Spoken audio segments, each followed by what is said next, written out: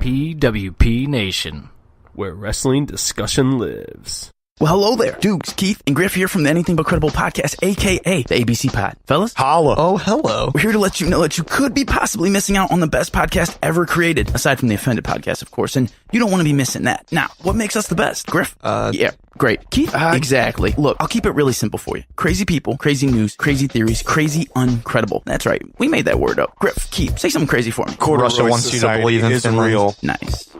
Look, you can find us just about anywhere that you get your podcast, especially Apple Podcasts. Also, don't forget to hit us up on Facebook at ABC Pod. That's ABC Pod. Twitter at _ABC Pod. And Instagram at ABC Podcast. Check in with us for a new episode every Monday and join the conspiracy to commit stupid. We will see you then, and shout out to the Offended Podcast. Adios. Later, guys. Like you more than a friend.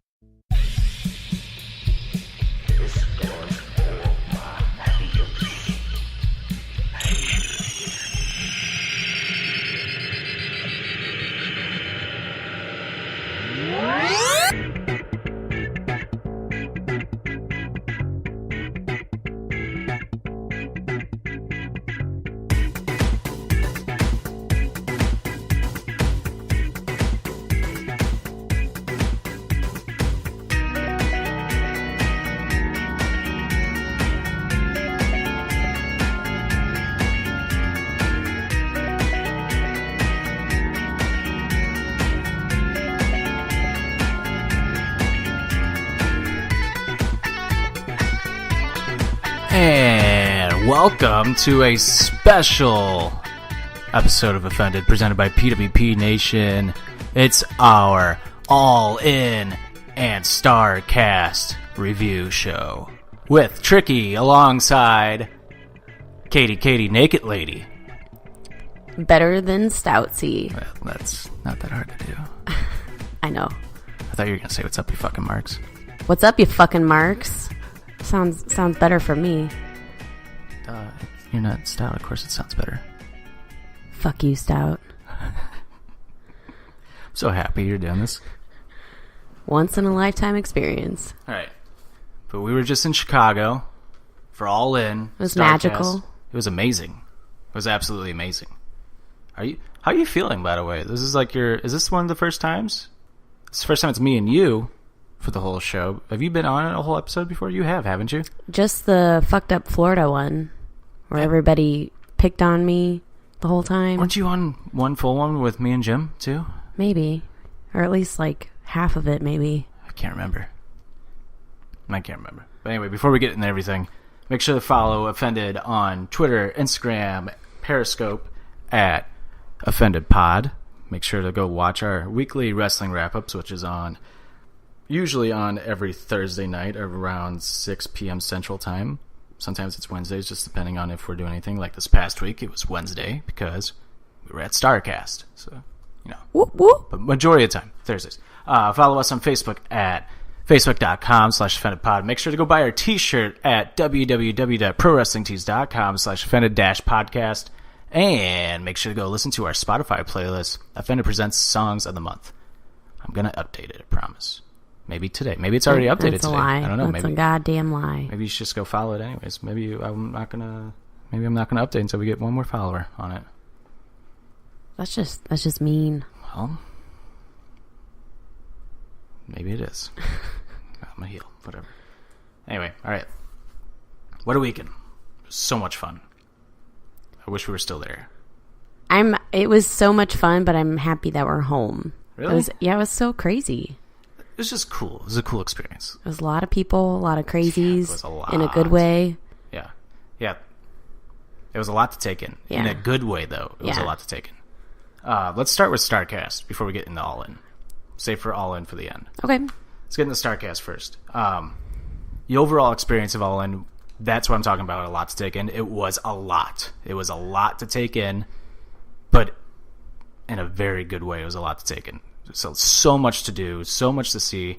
And what was so cool about the entire thing is just the wrestlers that were just roaming around like normal people. Yeah. Like, anywhere you turned, there was a wrestler, a wrestling personality. Like people I even recognized. Yeah, and it was just such a cool thing to see. The only people that weren't really walking around a whole lot, like everybody else was the elite cast, which is, I think, pretty understandable. Right, but I mean, we even saw them a couple times. Yeah, but I mean, people would swarm them. Like, there was I forget what it was, what the line was for, but there was a huge line. It was a meet and greet for somebody, but it was and we didn't even know what it was. We were waiting around for something else. I think it was a podcast that was like getting ready to tape. I think it was a live podcast, okay. But I think they're waiting to go in. I mean, it's a meet and greet after that. The line was down the hall and then wrapped around the main lobby like almost twice, it seemed like. Yeah, it went past Podcast Row with all the other podcasts that were there. And then, exactly. It wrapped around into the main lobby of the hotel. And then as the line starts dwindling down, I guess they opened the doors for whoever they were waiting for. You say dwindling down, but the line was still long as hell. It was still long as hell, but as it started to shorten, the Young Bucks come out and do a meet and greet in the middle of the lobby. Just like a random meet and greet. I don't even think that one was planned. I could be wrong. It may have been planned. But it seemed like people were just going up and like going to meet them, like waiting in the line, going to meet them. Yeah, that's what it seemed. And we're, chilling in the lobby, and it's like we're 10 feet from the Young Bucks and Papa Buck, and Papa Buck is awesome. It's pretty cool. So before we get into that, on Thursday, so we got there on Thursday night, like right at the right time too. We hit a little bit of traffic just because of all the stupid fucking construction going on. Oh, in Chicago. don't road rage. We're off the road. God, you're a great horrible. Driver, but a bad road rager. I'm not a bad road rager. I'm just getting mad at stupid people. I don't think people understand that people's lives are basically in your hands if you make a stupid move or across construction barrels. Well, we saw that twice. Yeah. So anyway, we got there a little past 6:00, and one of the things that I had to do or got to do on Thursday was call a match with Kevin Kelly. And I think that was probably the least crowded of the weekend of all the other days there. I'll say it's the least crowded, but it was packed. The energy was like so high. Yeah. I think the lowest amount of energy was on Sunday, but I'm saying, Thursday, Friday, Saturday, it just kept building. Oh, yeah. So even though it wasn't the most crowded day, it was like shocking, I guess, to walk in and see all these people shouting SCU. Yeah, I mean, that echoing was the hallways, yeah. So we're waiting, speaking of SCU, we're waiting in line, and... Wait. I was going to say it. Okay. Naked lady turns around and looks at me and she goes, Todd, I think that's SCU. That's SCU. And I look over, and sure as shit, here comes Scorpio Sky, Frankie Kazarian, and Christopher Daniels. SCU! Get a perfect selfie video. Just me saying SCU. Frankie Kazarian ignores it. Christopher Daniels is on the phone, but then Scorpio Sky looks right at my phone and just goes, SCU. I'm like, yes. They were Got cool. it. That was awesome. They were cool. Yeah. Because even like when they were doing like the meet and greet stuff or just sitting at their like at their booth or at their table, like they were just interacting with people, like you can tell they're having a good time. Yeah.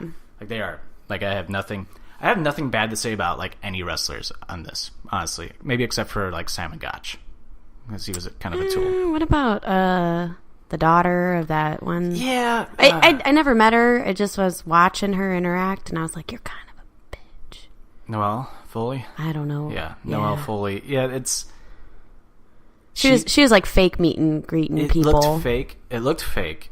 Her face looked... The one that... What irked me was at the after party with her, when she's had like her arms crossed and like people were trying to take a picture with her, and she was like, just like, I heard her go, I guess, and just had her arms crossed and like didn't even like really smile at the camera while the guy just like stood there. Like, I mean, I'm sure it's annoying, like, but this is the weekend that you signed up for. Exactly. Like, you should kind of like, it's gonna happen. Yeah. And every other wrestler that was at the after party, though, I mean, yeah, they were cool as hell. Yeah. I watched her at her booth, and some super fanatic fan was there, like, talking about everything, and she just was crossing her arms, giving him the cold shoulder, trying to, like, and I was like, that's my only I can tell that you're faking it, and I'm 20 feet away from you, 10 feet away from you. I can't hear what you're saying, but... And they had, like... But you're getting paid to do this. You're making money to do this. Yeah, I thought kind of all of them that were like in that little cliquey group. Like her boyfriend's the Frank the Clown or whatever his name is that he goes by, and like the other two guys, the Brock Lesnar guy, and I don't know what the other guy's name is or whatever. But it's just like they kind of gave off the vibe of like, we're cooler than you, and like we're here, even though like we're just basically fans too, but we're behind the booth. It was kind of like, man, like I don't know. Maybe I'm giving off the wrong perception of it, but it's just that's what it looked like to me. We didn't pay to meet her, so I can't say much. But I'm just saying, she's my only one that I vibed like that. Yeah, and it just rubbed me the wrong way when Simon Gotch just walks up to us and just goes, "Who the hell is this band playing at the after party? They suck. They are terrible." And I'm like, dude, come on. Like, we're just random people. You don't know who we are. Like, we could, for as far as you know, we could have been like family members to the band. Right. Like, yeah, you have no clue. Yeah. Like, he literally was ripping on that band, and I'm like, I was like, wow, we're in the middle of kind of professional, man. Like, yeah, that was like highly unprofessional. That was bad. That was naughty. Yeah, and I was like, just for the hell of it, I was like, do you care if I get a picture? And he's like, nope, can't do it. And I'm like, oh, okay. I was like, I didn't say this. I didn't want to like whine about it, but I was just like, okay, well, have a good day. I understand. Just walked away. I don't really care that much, Simon Gotch. I don't really care. But everybody else in the after party is like, yeah, sure, for sure. Like, everybody's extremely nice. Like I said, I don't have any other qualms. I think every other wrestler that was there was cool as shit. Yeah. Like, really fucking cool. And like Jay Lethal walking by, and I shook his hand. I'm like, hey, fucking amazing match tonight. He's like, oh, brother, thank you, man. Like, thank you so much. And like patted me on the shoulder. When he patted me on the shoulder, I was like, ooh, should I turn into machismo, brother? But that was cool. And it's like how like Trent Beretta and like Chucky T were just chilling, just conversing with all the fans that were there. It's like, I just thought it was cool. Oh, yeah. Same night, Thursday night. No, that was the next day. Friday was the next day. Oh, but we saw him Thursday. Even though we just jumped to the after party after all in. Shite. But it's okay. But anyways, rewind back to SCU. Right. We're waiting in line. And that happened. And then I got to call a match with Kevin Kelly. Kevin Kelly is super cool. It's like teaching me some stuff. What I thought was really cool, a little humble brag, was after like we were done recording. At first, I fucked up in the first like maybe minute or so. I kept stumbling over words. I'm like, fuck. Ass mouth. Yeah. And then I started to roll, and it started to roll well. After we were done, he pulls me, like, he shook my hand and kind of pulled me close, so I don't think nobody else heard. But he was like, that's how it's done.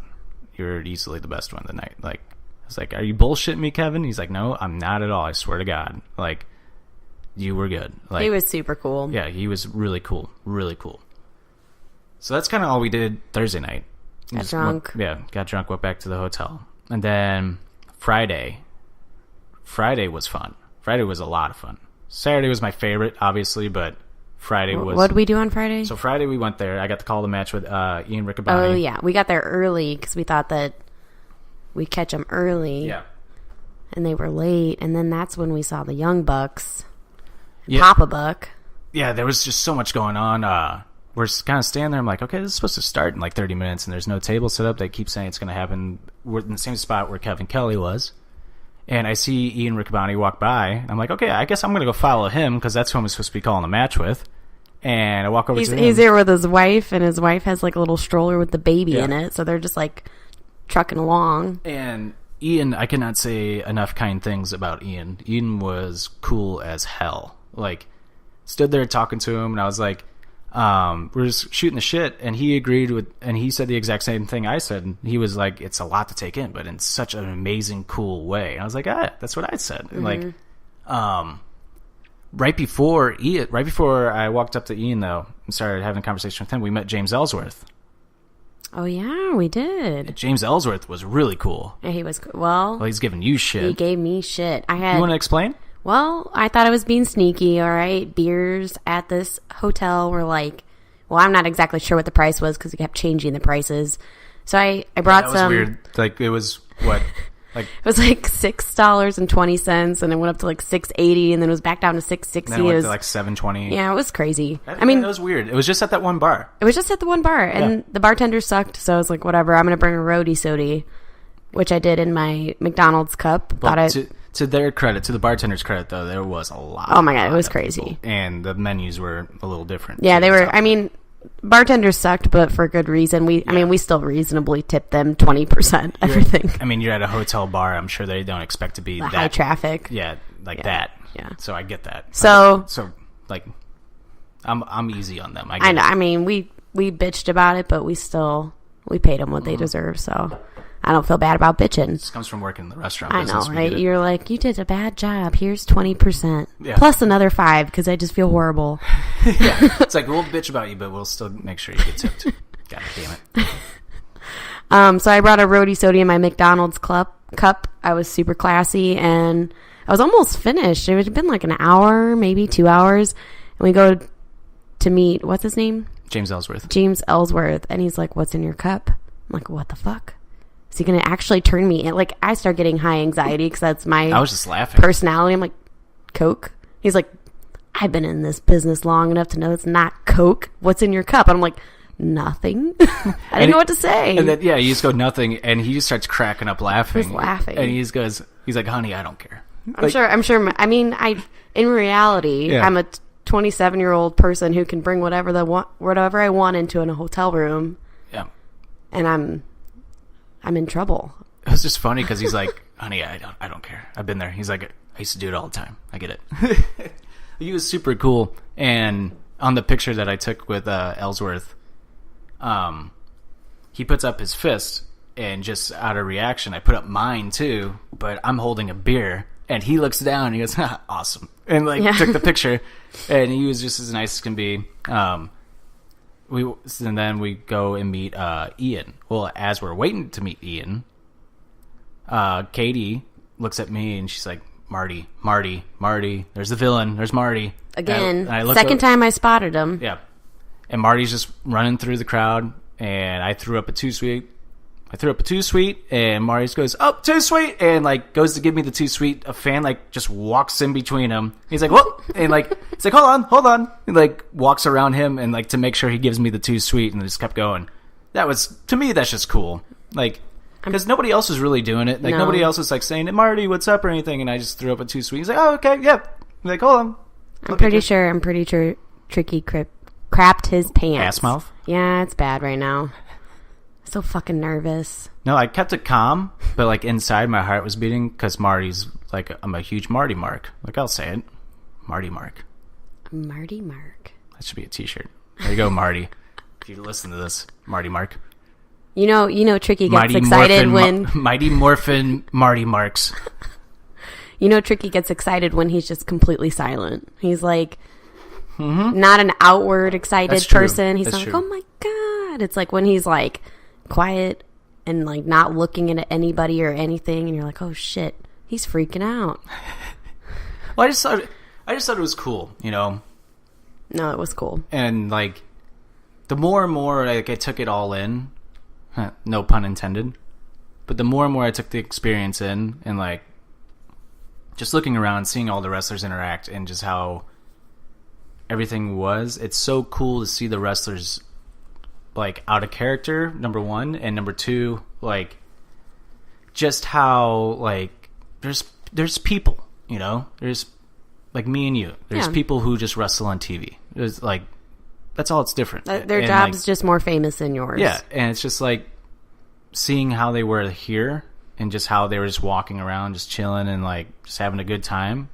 That's awesome. I think that's so cool to see. Yeah. And it's just it's a constant reminder. I think it's a reminder to everybody. There's me and you.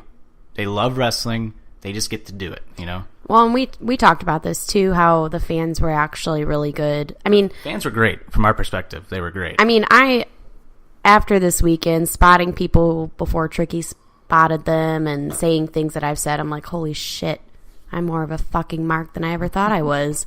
But being on the outside of all the really marky marks, the fans were awesome. They didn't crowd people. They didn't chase people down. It was the wrestlers were able to walk around and have that freedom without getting mobbed. That's cool. That's really cool to see. It was cool. And what was I going to say? Shit. I had it. It's gone. Oh, I do want to preface this real quick. For those who don't really normally listen to the show, maybe they're just listening for the review of the weekend and how everything went. Naked Lady, KDK Naked Lady, is not... She's just a casual fan.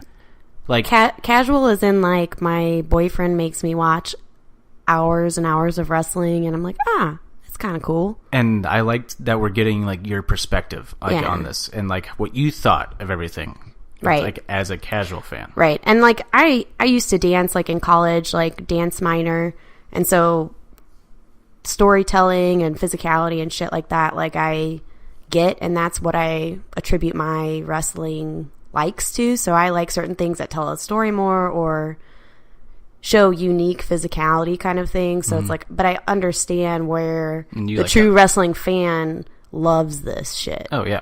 So it's like, I'm a casual fan and I appreciate it, but it's like the true wrestling fan, I actually really do understand where you guys are coming from, and it's cool to see how everybody was so excited at the show and at the StarCast and throughout, you know, even in our hotel, people are like, too sweet, SCU. And we're like, we're 2 miles away from this, or a mile away. Like, wrestling fans were everywhere. It was cool. That was cool. But then, so after the Marty thing, go talk to Ian Riccaboni. Ian Riccaboni is one of the nicest people I think I've ever met. Like, was genuine, one of the nicest people I ever met. Yeah.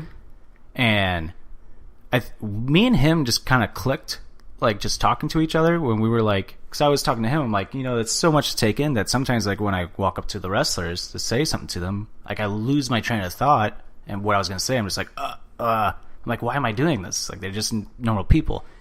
And he goes, I fully understand that, because I did the same exact thing when he was like, he said he met Tony Schiavone, old WCW commentator. He's like, that's his all-time favorite commentator, announcer. And he said he walked up to him and did the same thing. Like, he just lost his train of thought and, like, didn't know what to say. And, like, he's like, it's so much to take in. And at the same time, like, you just kind of see these people that you just love and, like, you just grew up watching, or just, like, you watch so much. It's just like, holy shit. Like, this is fucking cool. And I was like, when he said all that, I was like, this guy is fucking cool. Yeah, like, he would. I mean, he walked in. He walked in real. with his wife and his little baby and a laptop, and there's no table for him to sit at. So he literally had to bullshit with fans for like 20 minutes. Fans meaning the redheaded guy that went and got the table and Tricky.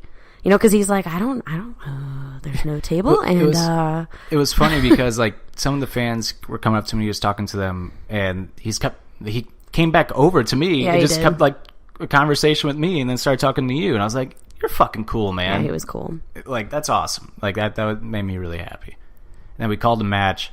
And I gotta say, I think Ian Riccaboni and I had some pretty damn good chemistry.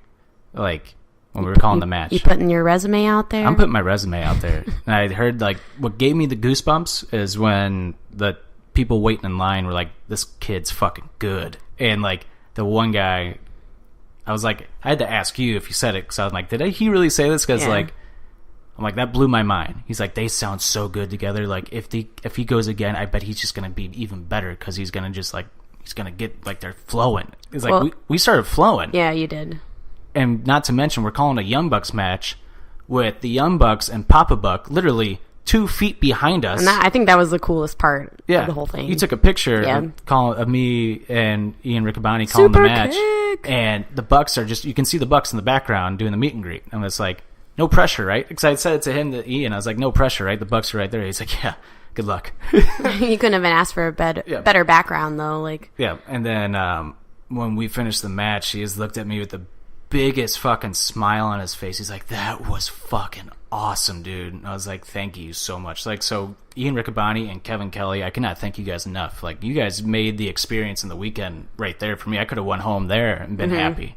And the Marty too. That's a lie, because All In was so fucking cool. All In was cool, but that experience alone was just cool. To get that. And then what followed, though, even made the experience even 100,000 times better for StarCast, is when we went and bought Papa Buck's CD for the music from Being the Elite. And he didn't think we wanted to buy a CD, and that's the only reason we went up to the table. Yeah, like, before, I was like waiting, too, because I was like, I want to buy this. Like, he wasn't at the table. He went to the bathroom, I guess. Yeah. And he wasn't at the table. I'm like, I want to buy a CD, but I want to wait until he's there. I want him to, like, see that I'm buying it. Like, you know? So I think, like, if I'm selling a CD, like, if I'm a musician and I'm selling the CD, I would want to see people buy it. You know, I don't want to come back and be like, oh, did I sell some? Cool. Like, I missed it. Like, could have, like, thanked the fan or, like, you know, that's just me. Right. So I was thinking it like that. Just, you know, show him. Well, also, you just want to say hi to Papa. I did want to say hi to him, and I was like, I just want to show my appreciation for Yeah. it. And I like his music. Like, I love Warriors Cry. I sing that all the time, like, to you. And Which you one's that? Never Look Back, Oh, yeah, Never yeah. Survive. Like that, yeah. And then you always sing Super Kick Party. You get that stuck in your head. It's the elite. Yeah. I love and hate that song because I sing it all the time and I can't get rid of it, and it's like it's such a catchy tune, but Yeah. fuck this song. And then, so we went up there. He's like, so you guys looking to buy a CD? I was like, yes, we are, actually. He goes, no way. He's like, comes around the table, shakes my hand, actually gives me a hug, shakes my hand, and, like, it does the same to you. Yeah. And we just had, like, a 15-minute conversation with Papa Buck, and he is honestly one of the most genuine, most humble, probably one of the coolest people I think I've ever talked to. He was so proud of his boys. He's like, my boys did this, and it's so surreal to be here. And it started off, you know, they're doing their, you know, little YouTube show before it was big, and they started running into copyright laws, and they're like, hey, Dad, I need you to do a church song, but turn it into the elite. Yeah, so he started to tell us a story about how the Young Bucks' first show for being the elite actually got shut down by YouTube due to the music that they were using was copyrighted. So they came to Papa Buck real quick, and they're like, we need songs and music real quick. Like, if you have, like, they're like, we know you have audio For, from, like, church music. I guess he does something with that. Yeah, and there's no vocals, I guess, over it. So he used that and put the vocals into it, and it just worked. And that's how that came about. And I was like, that's so cool. I didn't know that. And he was telling it, and then, like, to get the perspective of him being like, my boys, man, my boys made it. I'm like, that's fucking cool, man. Like, good. I'm happy for you now. He was a proud Papa Buck. Yeah, and I was really happy I bought that CD now. Yeah. Like that was just cool. That made my whole day that day. Like, aside from Ian Riccaboni, that made my day. I mean, we had a couple cool moments throughout the entire weekend, but that was Papa Buck and his slick back ponytail and his rainbow shirt. That was awesome. That was cool. That was awesome.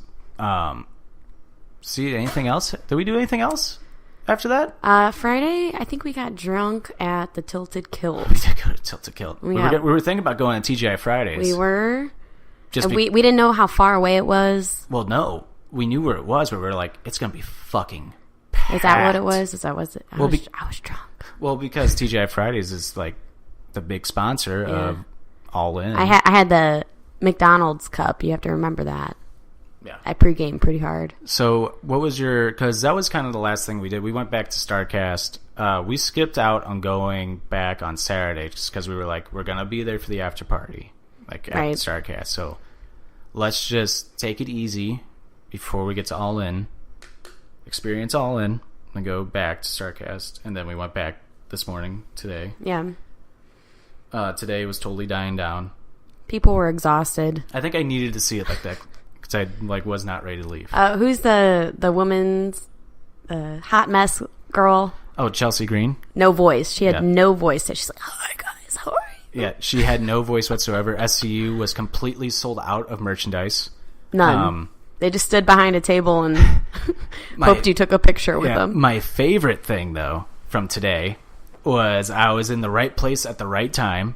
Justin Roberts is showing a little kid around StarCast, and Tommy Dreamer. We're walking right next to Tommy Dreamer. And for those who listen to, like, ENC Pod of Awesomeness, I think you guys will find this funny because I started cracking up. We had to pull to the side. Like, I'm wondering, like, if they heard me, like, laugh or saw me laugh. I'm sure they did. You were pretty obvious. I mean, it was just Tommy Dreamer. Fucking hilarious. Justin Roberts is showing this little kid around, and he's being really sweet to this little kid. I mean, it was like a Make-A-Wish kid or VIP experience or something. Like, this kid was... Like, he was getting the full tour by Justin Roberts, and he was like, look at this. I want you to meet somebody over here. He's like, Tommy, come here. I want you to meet somebody. And Tommy Dreamer, under his breath, but loudly enough to where we can hear it, he just goes, what? I don't want to meet anybody. I just lost it. I was just fucking laughing so hard. Just the way he said it, too, because he had straight faced, and he's like, I don't want to meet anybody. And, like, and so the little kid's standing there, like, smiling. And, like, I had to play you on the way home. I was like, I have to find this Tommy Dreamer thing, so that way you kind of get it a little more now, because he's always, like, just so monotone on Edge and Christian, and it's hilarious. Especially the one where he's like, oh, no, somebody just ran in my garbage can. Yeah, it's dead. He's, like, on the phone, I guess. Yeah. Like, calling into Edge and Christian, and he's, like, looking out the window, I guess. And, oh, yeah, it's really, really been cool. Oh, no, someone... I was dying. That was my favorite. I was so happy I was in the right place at the right time. That was the only time I wish Stoutsy was with me. Just because Stoutsy would the shit his pants. Like, well, I'm here with you. I've been with you all weekend. Am I not good enough? No, you are. You're great enough. Be happy with what you got. People like you. Thank the fucking Lord. So before we get all in, what was your overall experience for StarCast? It was exciting. Actually, do you want to talk about the after party, or do you want to wait until all in? I'll let you be. Let's do the after party, because compared to all in, after party was like meh. Okay. But because all in was so freaking much. So we get to the after party, and the way it was segregated, I get it. Right. Because the one side had free drinks, the other side didn't. It was kind of weird, though, that they put the stage, like, just on the, like they segregated the stage in a weird way. The VIP was, like, in, like, a little packed area when it should have been, honestly, it should have been flipped. Like, because they were in, like, a smaller spot. You could tell they were crammed. Yes. And we had so much room on our side, on, like, just the general admission. I mean... What was cool, though, is, like, they didn't block it off. Like, you could still see everything. And yeah, it was still, you were in the same party, in the same room, which was cool. Tennille Dashwood hosted, and, like, what was cool is that she was walking around the whole time. You saw James Ellsworth, Blue Meanie, Blue Pants, Jay Lethal. Man. Yeah, Jay Lethal. Just a bunch of other wrestlers were just walking around. I'm not naming right now. I can't think of... Oh, the Best Friends, Chucky T and Trent Beretta. They were all walking around, just chilling. Some just started coming over to the general admission side, so it's so crammed. Because we had a shorter beer line, is why. And it was so crammed on that other side, too, that some were just kind of getting out. It was fun. It was cool. I liked it. I didn't mind it. Down Straight, or if I'm saying that correctly, Down Straight was the band that does Cody's theme, Miz's theme, Dolph Ziggler's theme, and Zack Ryder's. Did they play all four of those? I know they did the Miz and Cody's. And when they did the Miz, it was awesome because he gave the Miz such like props. He was like, "This is the hardest." He's like, "I don't care what anybody thinks of this person in this room. Like, this is one of the hardest working guys I know. And if it wasn't for him, we would not be a band right now." It's like he saved our career. Yeah. And started playing the Miz's song, and they fucking put in the quiet on the set. We please have quiet on the set at the beginning. I'm like, nice, like that's awesome. It was cool. No pun intended. Awesome. I was waiting for that to happen. I thought it was going to be like, awesome. I was waiting for that. They were good live, though. Yeah, they were fun. I don't know why that wrestler was ripping on them. Yeah, they weren't bad. I think it's because it's the after party. They maybe are expecting, like, DJ kind of stuff, but it's a wrestling after party, so... I didn't get why Simon It was cool. It was worth it to go. I have to say, wrestling fans, you need to step up your dancing game because I was ready to party and rage. Nobody was dancing. Nobody danced, and nobody was dancing on the other side. Well, it could have been that they were exhausted from All In. Maybe, but come on, guys. You guys are wrestling nerds. You're not embarrassed about anything. Marks, whatever. Okay, you guys are the biggest group of people. You're like Comic-Con fans or like Harry Potter fans who like don't give a shit about anything. Like, I love that. I was going to say... Fucking dance, come on. I was going to say, easy with what you call wrestling nerds, because I'm a wrestling nerd. I'm not saying dating one. I'm not saying it in a bad way. You, of all people. I'm a big nerd, I know. Yeah. This Supernatural. Ooh. Supernatural, and not to mention we had to go to a Harry Potter New Year's Eve themed party. Like I said, I'm not digging on the wrestling nerds. Mark. Yeah, I know.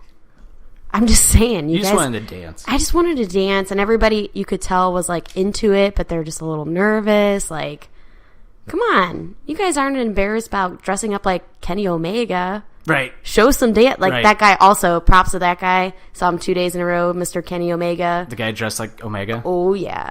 He had like long hair and had dyed his hair blonde at the tips. Yeah, that was awesome. And was like, props to that guy, because Yeah. he pulled... That costume was spot on. it was, and his attitude the whole weekend. I saw him he's so twice, happy. and I was like, He even had the balls Yeah, to he walk did. up to one. I forget who it was. He walked up to. He walked up to one of the female wrestlers, tapped her on the shoulder, and like tried to talk to her. And it was, I'm like, good on you, buddy. Like, fucking good job. You had the balls to go and do that. It didn't go well. It didn't go bad, but she was like, "Oh, hey, hi," and turned away.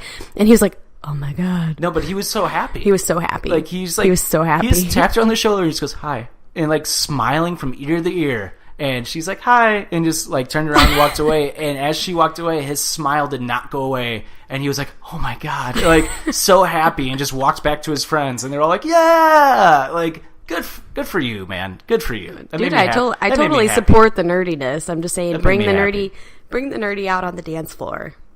Yeah, if people could open up, like if people would have opened up a little more, it would have been fun. You could tell they were holding back. Maybe if the lights were a little bit darker, I like think- at a wedding, you know how well- when the lights go down, people start actually dancing, and I think it had a little bit to do with fans were exhausted. I was exhausted. Not just exhausted, but I think they were intimidated by just all the wrestlers that were just That's true. surrounding them. I think they're just in awe of everything. Like how I was, like when Marty Too Sweet me, I just like stood there and I was like, this is so cool. Like, I'm sure that was what's going through the minds of more than half the people there is how cool this is. So Yeah. like, good for them, you know? Like happy for them. I'll give him that. Next So time, you're, like, mean. I am not. You're mean. Oh, you're lying.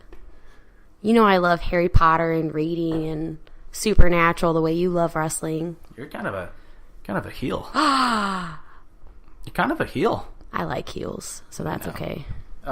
Before we get into All In, real quick, let's hear a quick word from our sponsor, Kyle Fauché. I'm interrupting this podcast to ask a few important questions. If you were stuck on a desert island, would you want Will Smith movies or Will Smith music? Who's the baddest villain Jason Statham has gone up against in his movie career? What are the top 10 most rewatchable TV shows of all time? Check out the Going Off Topic blog with me, Kyle Fauché, to get the answers and much, much more. You can find the website at kylefauché.blogspot.com.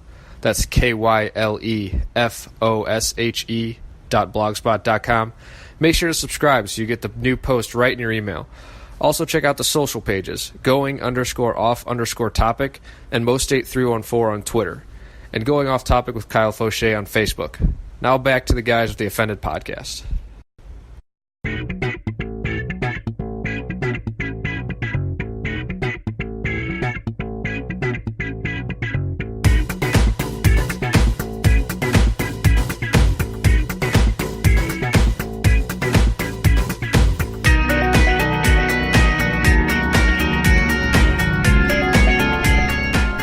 All right. Oh, you know what I just realized? What? How was your overall experience for StarCast? StarCast was good. I guess, if I would have known more about more wrestlers or more things, it would have been more exciting. Yeah. But the overall energy was really, really cool there. Yeah. So it'd be like you walking into like a Harry Potter convention or something and being like, wow, like New Year's Eve, like, wow, this is cool. They did a really good job. The energy is really awesome, but who's Dumbledore? I don't know. So that's kind of how I felt. I get that. I was actually kind of worried that you weren't gonna have like a good time. Like I was. Nah. Well, I didn't know how it was gonna be. Like it was the overall experience. I personally, for me, thought it was absolutely amazing. I thought the experience was amazing. I'd do it again in a heartbeat. StarCast, I'd do it again in a heartbeat. Yeah. It was really cool. Mm-hmm. It was so different. It was things going on everywhere, lines everywhere to go do who knows what, tattoos in the basement. Like, Yeah. it was cool. If I had enough money that I brought with me, I would totally have gotten a tattoo. And I'm glad you didn't. Why not? I don't know, harsh or rash decisions. Well, I want more tattoos. I know. I want a tattoo too, but I've been 18 for 9 years and still haven't gotten one. You have to think about it. I know what I want, though. Oh, shut up. All right, let's get into it. All in. All in. First of all, I was very nervous before we got there because we had tickets on StubHub. So we got our tickets. Fuck the scalpers. Oh shit, fuck the scalpers. Fuck StubHub for a $78 service charge. Yeah, that's insane. For 2 tickets, $78 service charge, aside from the fee that they, I don't know, the original ticket buyer charged us. Honestly, it was worth it. It was so worth it. I can't even complain. But Yeah. fuck StubHub's fee of $78. Yeah, that's fucking ridiculous. That is fucking ridiculous. And the original ticket price is $28. Like, just fuck you, scalpers, but at the same time, thank you, because who knows if I would have gotten a ticket on time. Catch 22. Yep, bittersweet. But either way, I'm happy. Like, We made it. very grateful I got to be there this Made weekend. it in. Made it through the ticket person who scanned our tickets. And, like, the whole time I'm walking up to there, I'm just like, oh man, like, please work, please work, please work, please work. Like, oh my god. And then, like, this ticket scanned, and right when the ticket scanned, I'm like, it's real, we're here, let's go. And normally before wrestling shows, like, especially like any wrestling show you go to, before the show starts, there's always, like, the crowd's kind of like jazzing up, like, for the show, and you hear abundance of woos like going through the crowd. Not this time. No It- woos. It was SCUs throughout the entire entire time. I mean, the entire time. I see you, I see you, I see you. I mean, just everywhere. It was awesome. That, and then the Kenny Omega Terminator clap, like, started happening. Which I learned what it was. Dun, dun, dun, dun, dun. It was pretty cool. Dun, dun, dun, dun, It was dun. even cooler in the In the match? yeah. We'll get into that in a little bit. But start things off. How about the way the show kicked off with, or before they went on the air, Bucks and Cody come out Oh, that to thank everybody. one of my faves. That was one of your favorite parts?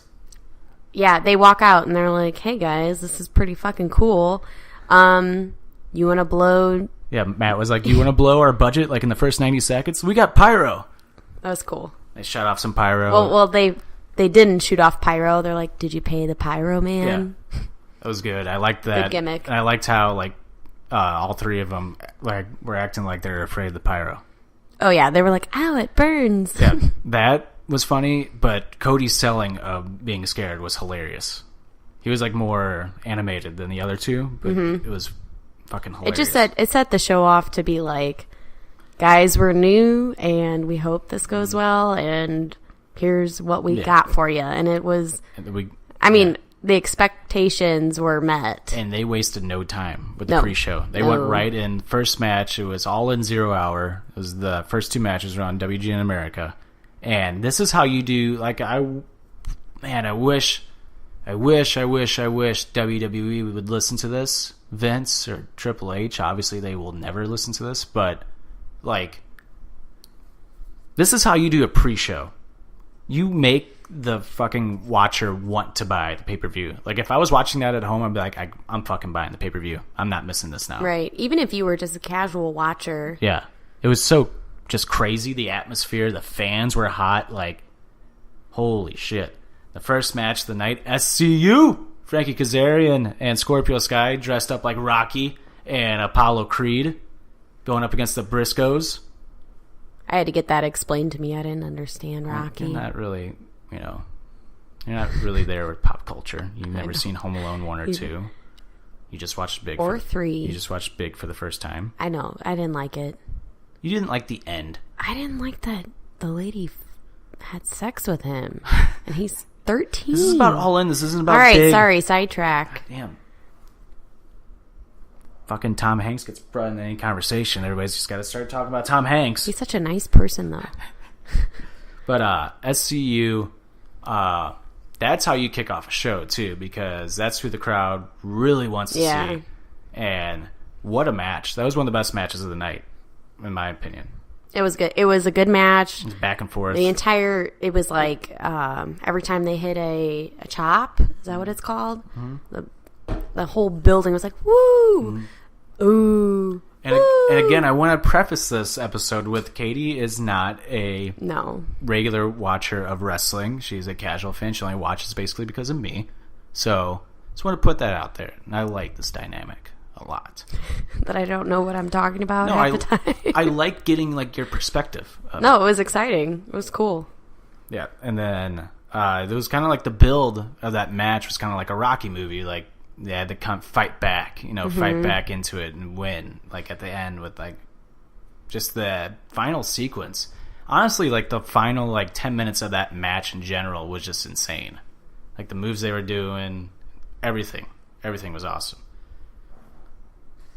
Excuse me. And I have nothing. Yeah, I'm just blown away.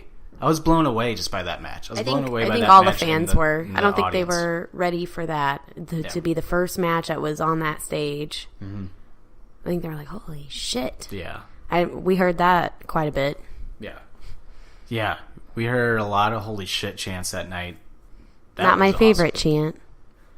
What's your favorite chant? We'll get there. Okay, but that was awesome. Way to kick off the show, and then we go into the over budget battle royal, and honestly that was probably, I saw Matt Jackson tweet out that was easily his favorite battle royal he's ever watched. Wow. I think it's mine too. Wow. It was just so much fun. Like it was just a bunch of gimmicks in one match. Tommy Dreamer, a godfather of hardcore wrestling, bringing in the weapons in the match and then giving the homage to Dusty Rhodes wearing the polka dots, and I thought that was cool. Billy Gunn, and I'm assuming that's his son that was in the match with him. I mean, he moved just like him. He moved just like him and was like, I can't even put it in the words. Like, I was blown away. I'm like, he moves around and wrestles like just like Billy Gunn, and he does the fucking suck it just like Billy Gunn. It was creepy. Is that D-Generation X? Yes. Okay. Yeah. And Bully Ray was in the match, better known as Bubba Ray Dudley for you, Katie. Thank you.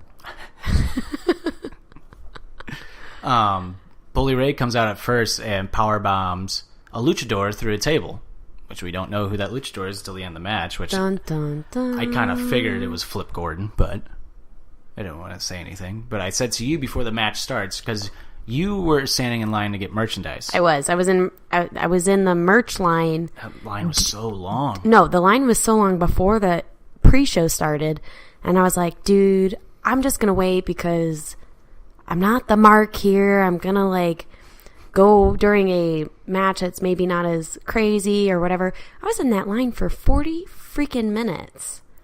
But it was during the battle royale, and all the other marks around me were like, "Oh my god, this shit is crazy." I like how you use the term marks.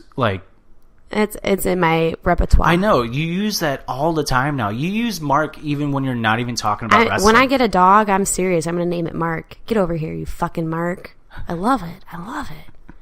It's like the most good-natured insult that you could ever give someone. This is how we're hook lining and sinking. This is how we're roping you into wrestling. This is how storytelling. It's the story. No, it's just using the term mark. You think mark is so funny to use I that do. this is how we do it. I'm like this. I even was saying this to Stout. I was like, this is how we do it. This is how we get Katie to like wrestling. She loves the term mark give her an for some insult reason. she can use. I don't you use it all the time. Dude, I don't know why I love Does this it. make you? I think this makes you more of a mark for using it. I realized that after this weekend. I I'm think like, you are oh my more god, of a mark. There's Marty. Oh my god, turn around. I'm like, holy shit. That's not even what I'm talking about. I think know. just you using the term makes you a bigger mark than you realize. Wow. It's being used against me now. Well, it's because you've used it 30 times this podcast already.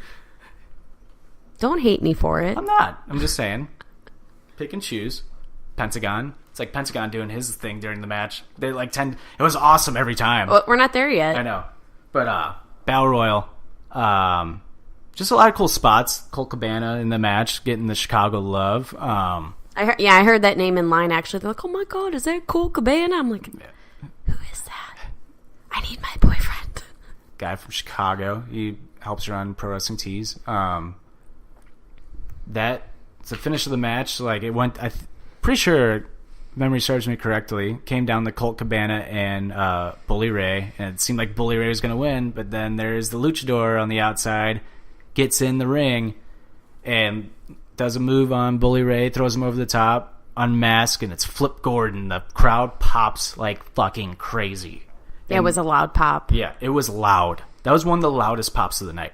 That was easily one of the loudest pops of the night. I was in the line, but I mean, it was a loud pop in the line. Yeah, like I wasn't in the stadium though. That was cool. And then we go into All In. We're gonna do it a little differently, talking about the matches. So as the gimmick battle royal, the over the budget battle royal ends, we go into there's something I didn't mention. Stahl. This is why I need Stahl. You're supposed to be like Mark Stahl, Eric Stahl, say all like those hockey players. Joe Stahl. Those Mark aren't Stahl. Those aren't stalls. Stalling. Okay, but anyway.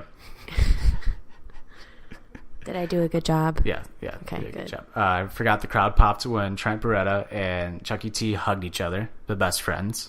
They popped for that.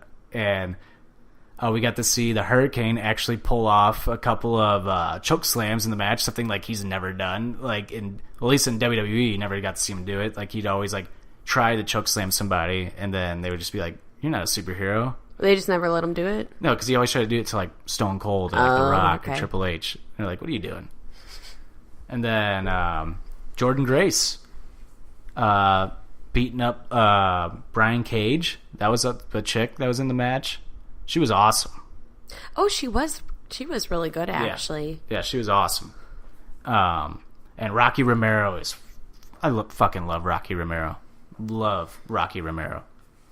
He's hilarious, and the little like spirit he has just running around. You were standing in line, I don't know if you saw, but it's just like this guy just he was just running from corner to corner, just like clotheslining people, but he's moving so fast because he's so little, and it was hilarious.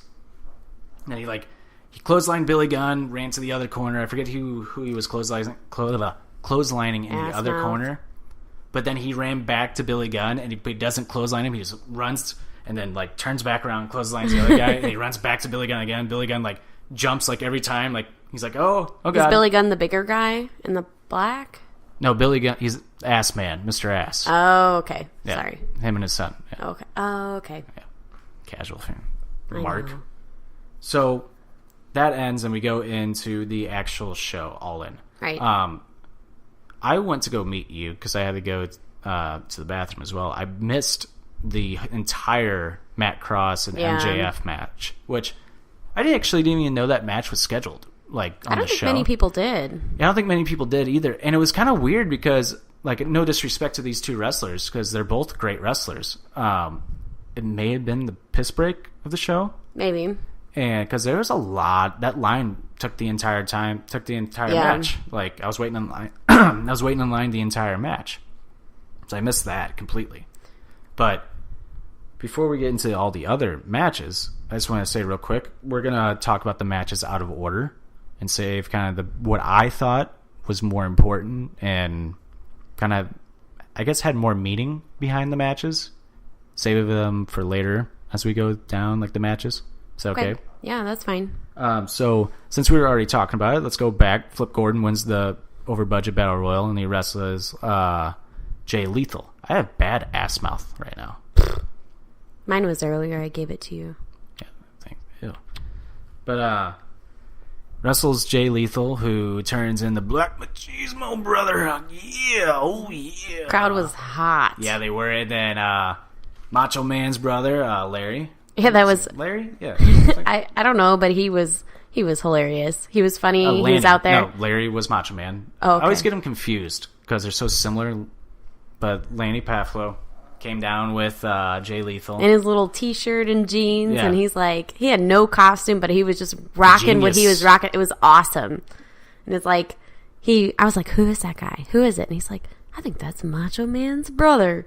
So he's like, out at the ring supporting, what do they call him? Black Machismo is what they were chanting. It was fun. Yeah, that was a lot of fun. That match was a lot of fun. And like this little subtle, and then you got Brandy Rhodes coming back out to help support Flip.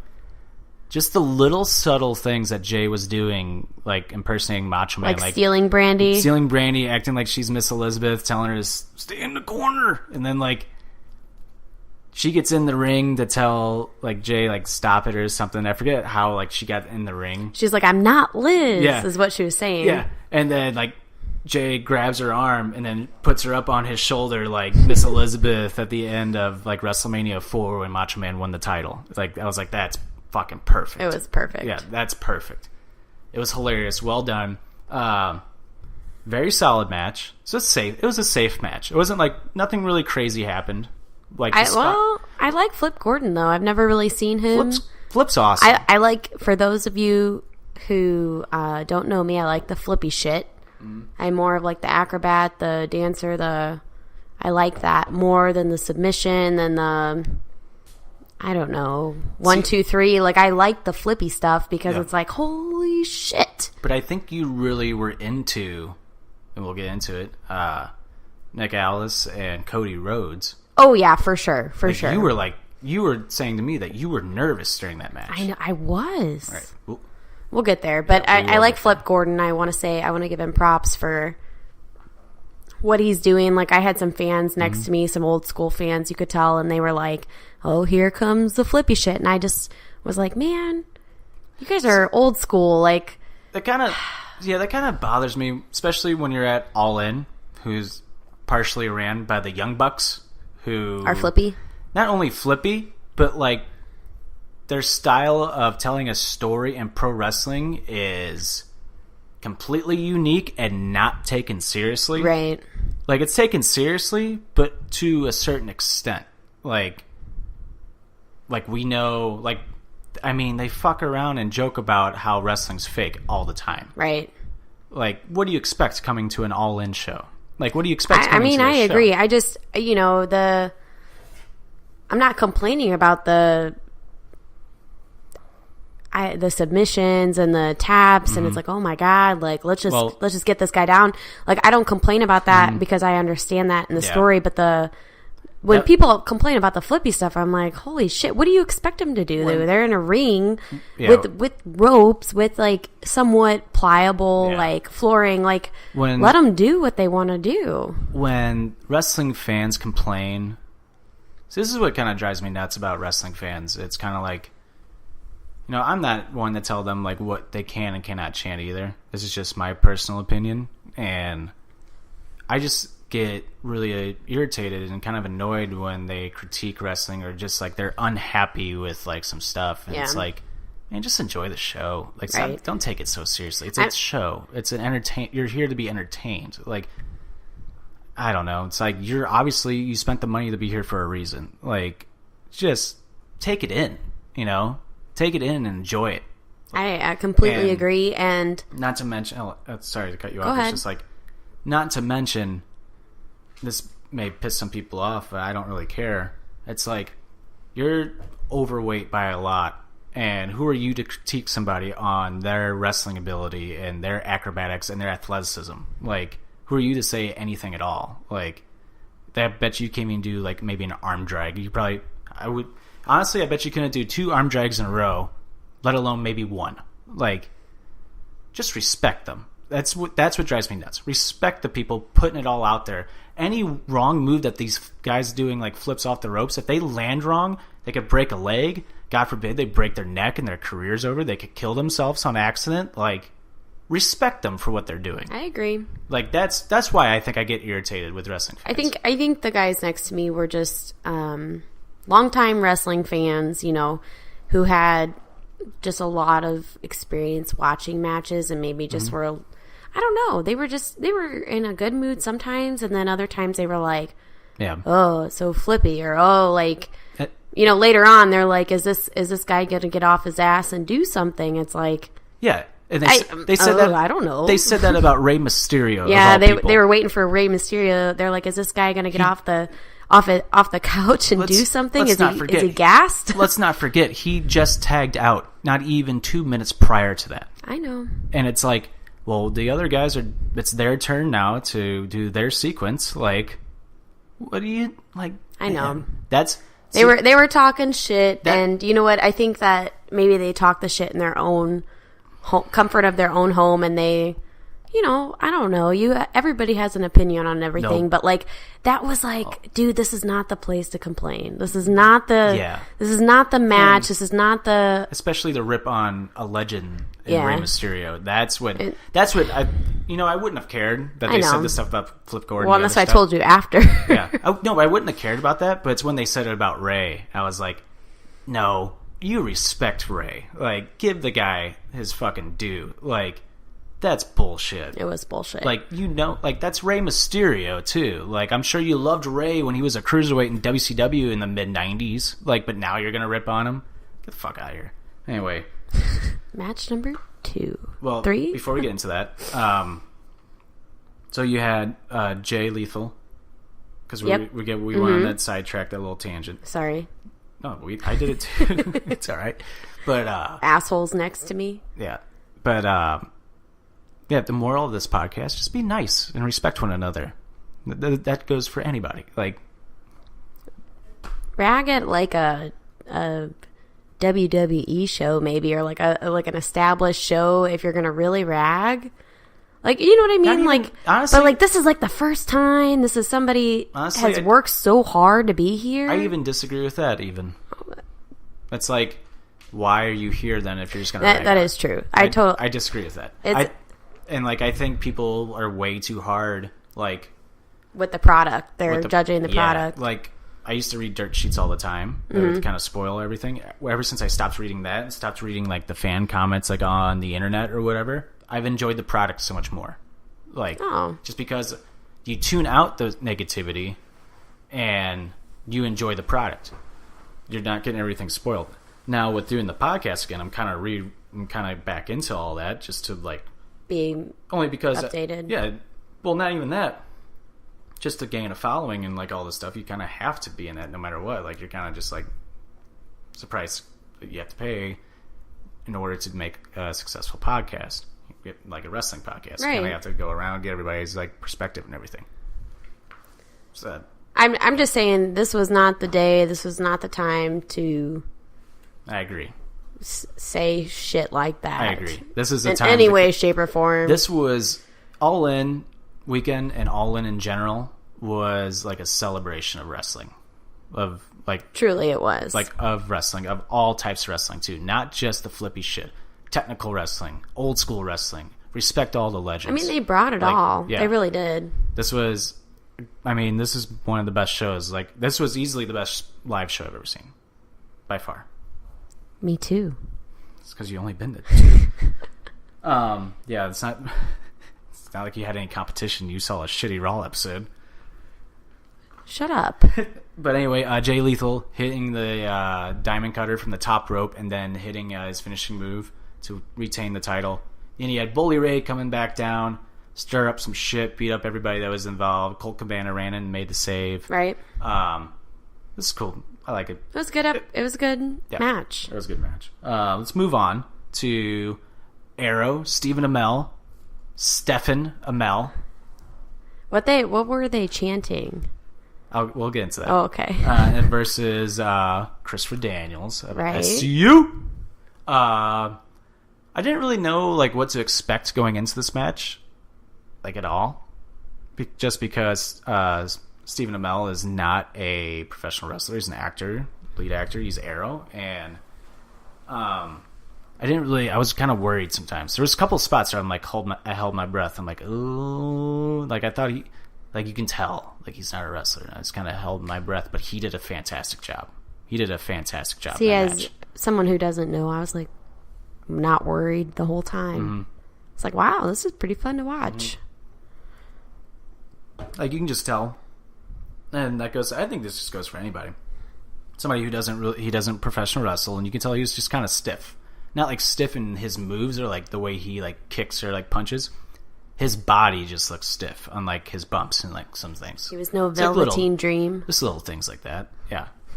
Yeah. No, Velveteen Dream is one of the loosest like guys I've ever seen take bumps. Like, I don't understand how his body works. It's great. Jello. It's weird. But that match was good. Very well done for a guy who is not a professional wrestler, and that bump he took jumping through the table to the outside. And that's when the crowd started chanting, "Broken Arrow." Love it. I love it. And then Christopher Daniels getting the win. I like that Christopher Daniels got the win.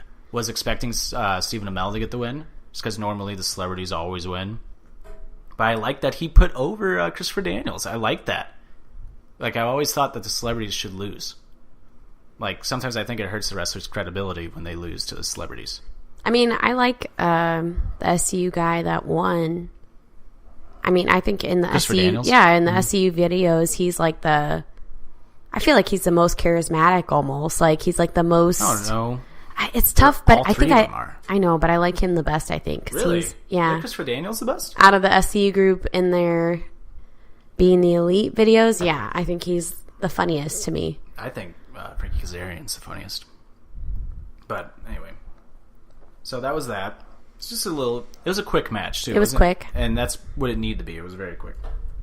Next up, we had the women's Fatal 4-Way. Chelsea Green, Britt Baker, excuse me. I'm calling her Ashley Rain. That's not right. That's her WWE name. Madison Rain and Tessa Blanchard. Tessa Blanchard, by the way, looks super fucking tall in the ring. Is that who we saw today? Yes. Okay. And she was like 2 inches shorter than me. And I was like, what the fuck? Let me tell you, this girl, okay, in the ring, she looks like a big bad beast, and I say that in the most respectful freaking way. Like, she looked like she was like muscular, thick, built, tall, mean. I saw her today, and I'm like, that's her? I'm like, her shoulders are not as big as they look, and like, yeah. So it's the way she must just presents herself. Pump herself up, I guess, before shows. So it's like, she looked like a beast. And then today, I mean, she looked good today, but like, it wasn't. She works out. Yeah. And that today she just looks like a normal woman who works out. But during the show, you're like, holy shit! I was like, she is thick, like thick with muscle, like ready to kill someone. Chelsea Green is awesome, by the way. Is that the Hot Mess? Oh yeah, I liked her. Yeah, she's awesome. That match in general was awesome. Yeah, it was cool. It was fast paced, never like a dull moment, never a moment where it was like a break. Like there was always something happening. Well, and sometimes there was two things happening at once. It was really like Hot Mess was beating up someone, and then someone else was trying to get in the ring, but they're being kicked by someone else. So it was cool. The finish of the match was kind of strange. At first I thought it was a botch. And maybe it was a botch, because it was kind of weird. Oh, you said it happened so quick. It happened so quick. The referee counted the 3. It looked like Chelsea kicked out, and the other two, Tessa got the win, and it looked like the other two like tried to break it up. Right. To the point where it was awkward, because the crowd was very high on this point. Like right before that, they were doing some cool shit. The sequences before this were amazing, and then that happened, and the entire crowd was kind of like, everybody around us was like, what just happened? Was that a botch? Like, was that how it's supposed to be booked? Like, I could totally see, like, that's how it was supposed to be booked. And maybe Chelsea botched by maybe kicking out too soon. Maybe. Like, she's supposed to kick out, like, right after the 3 count. But I don't know.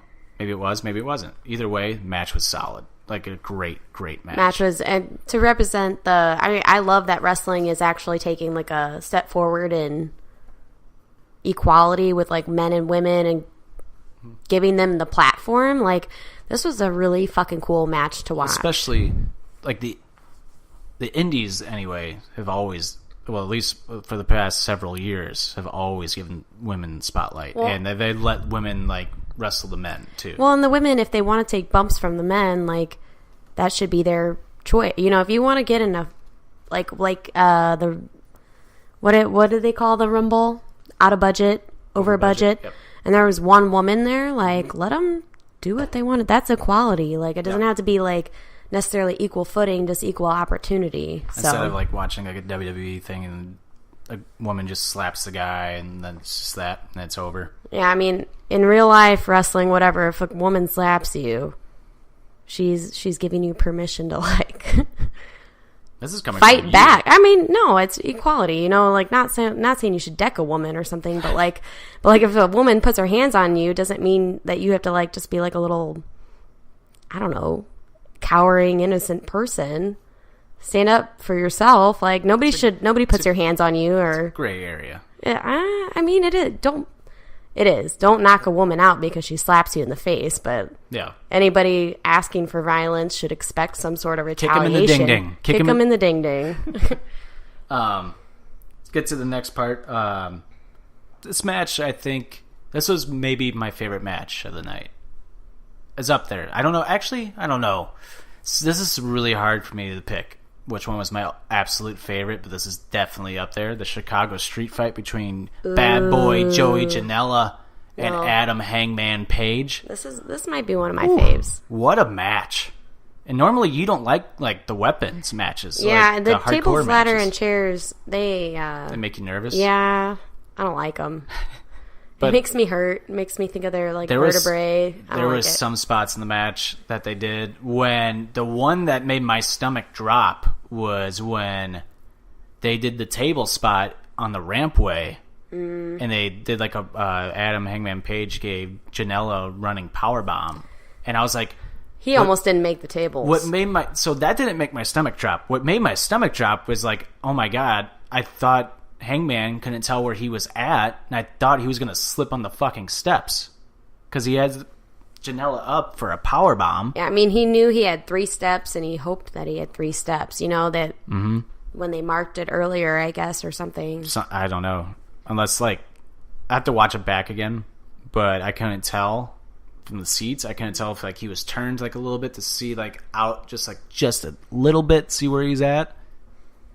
But that was the spot. I was like, "Oh my god, it's so dangerous." What about the barrel? The Cracker Barrel was fucking awesome, especially because we listened to Talk Is Jericho on the way down. On the way down, and they were like, "Well, we tried to put rocking chairs in the front row, and that just didn't work out. We'll get Cracker Barrel in there somehow because we love them." Yeah, and they did it in a major way too. That barrel was used 3 different times throughout the match.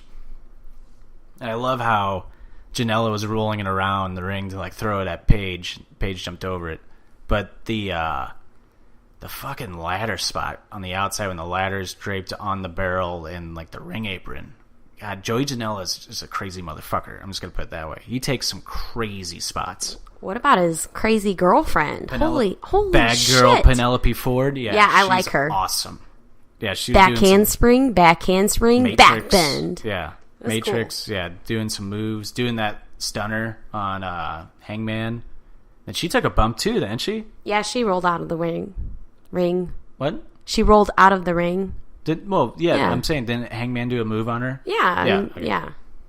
Yeah, and then the finish of the match, they put the ladder, Hangman doing his spot. Well, what was funny is that they brought in the boots, and he was like, oh my god, the boots. Talking to the boots. Yeah, he was freaking out, talking to the boots, and then he took the super kick from Janela, and then there was another bag, and the other bag had the telephone that he killed Joey Ryan with. That, I was like, this is great.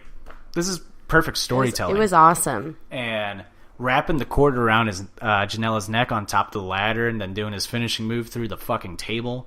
Janela, going straight down on his head. Jesus.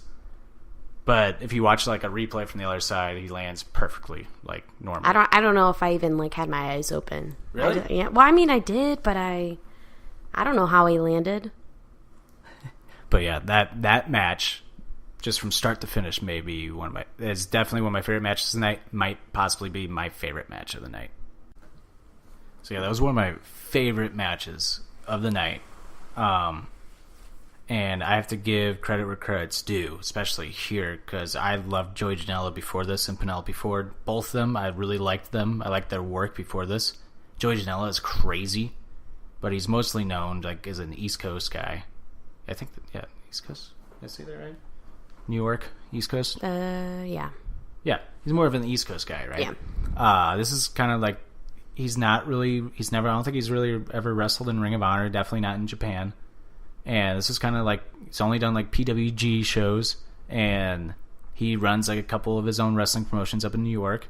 This is kind of the first time that it was on a main stage. That surprises me because he was so entertaining. That's what's so special about Joey Janela. Yeah. Is this is a guy who hasn't been on popular indie circuits, but is making a name for himself without it. I remember when this match was announced. This is one of the first matches announced on the card. I totally thought, along with a lot of other people, that it was going to be Joey Ryan versus Adam Hangman Page, just because of the story they're telling on BTE. And then they announced this match instead because they killed Joey Ryan. And I remember, like, people were tweeting. Remember, people were tweeting to Cody and the Bucks, and they were like, "Why is it not Joey Ryan in the match?" And Nick Jackson goes, "Because you can't bring people back from the dead, duh." And like, okay, this is the perfect answer. But Joey Janela, what's a couple of the PWP guys like JCD messaged us today, and he was like, "I think Joey Janela is easily the biggest winner from this whole show. Like, he's on," and I have to agree. Aside, obviously, from Cody and the Bucks, right? But I have to agree with that because this is a guy. This is kind of his first big show, and he stole the show. He really did. It was like and Penelope Ford too. Like, when you said that they are not big wrestlers, they are not on even like New Japan or Ring of Honor or PWG. Yeah. I'm like, what? They walked out like they owned the whole. Well, they've only been in PWG. But I'm just saying, like, they walked out like they had their fame, they had their moment. Yeah, they're very good in their gimmicks. They owned it in their performance. Yeah, and we walked past him at StarCast. I think we ran into Joey Janela probably like 10 times, like in the past like 4 days. Like, we'd all kept walking past him, like, "Oh, hey Joey," like, walk right past him. Oh, there's Zebra, like the Zumba pants. "Oh, hey Joey," like, every time he's just in full get up. Like, I love it. And I have to agree with JCD. I think that they definitely, I think they're the biggest winners from this. And Penelope, is that her name? Penelope Ford, yeah. Holy shit. Yeah. And she's short, too. She's short, and she doesn't look like she could do when she came out, much, because she's very thin, very, like... You thought... She was dressed in jeans. You're like, she's not going to do anything. You thought that she was all just basically eye candy. Yeah, like, pretty much. A ringside girl or whatever. Yeah. And it's like, she got in the ring and she took a couple bumps, and then it's like, wow.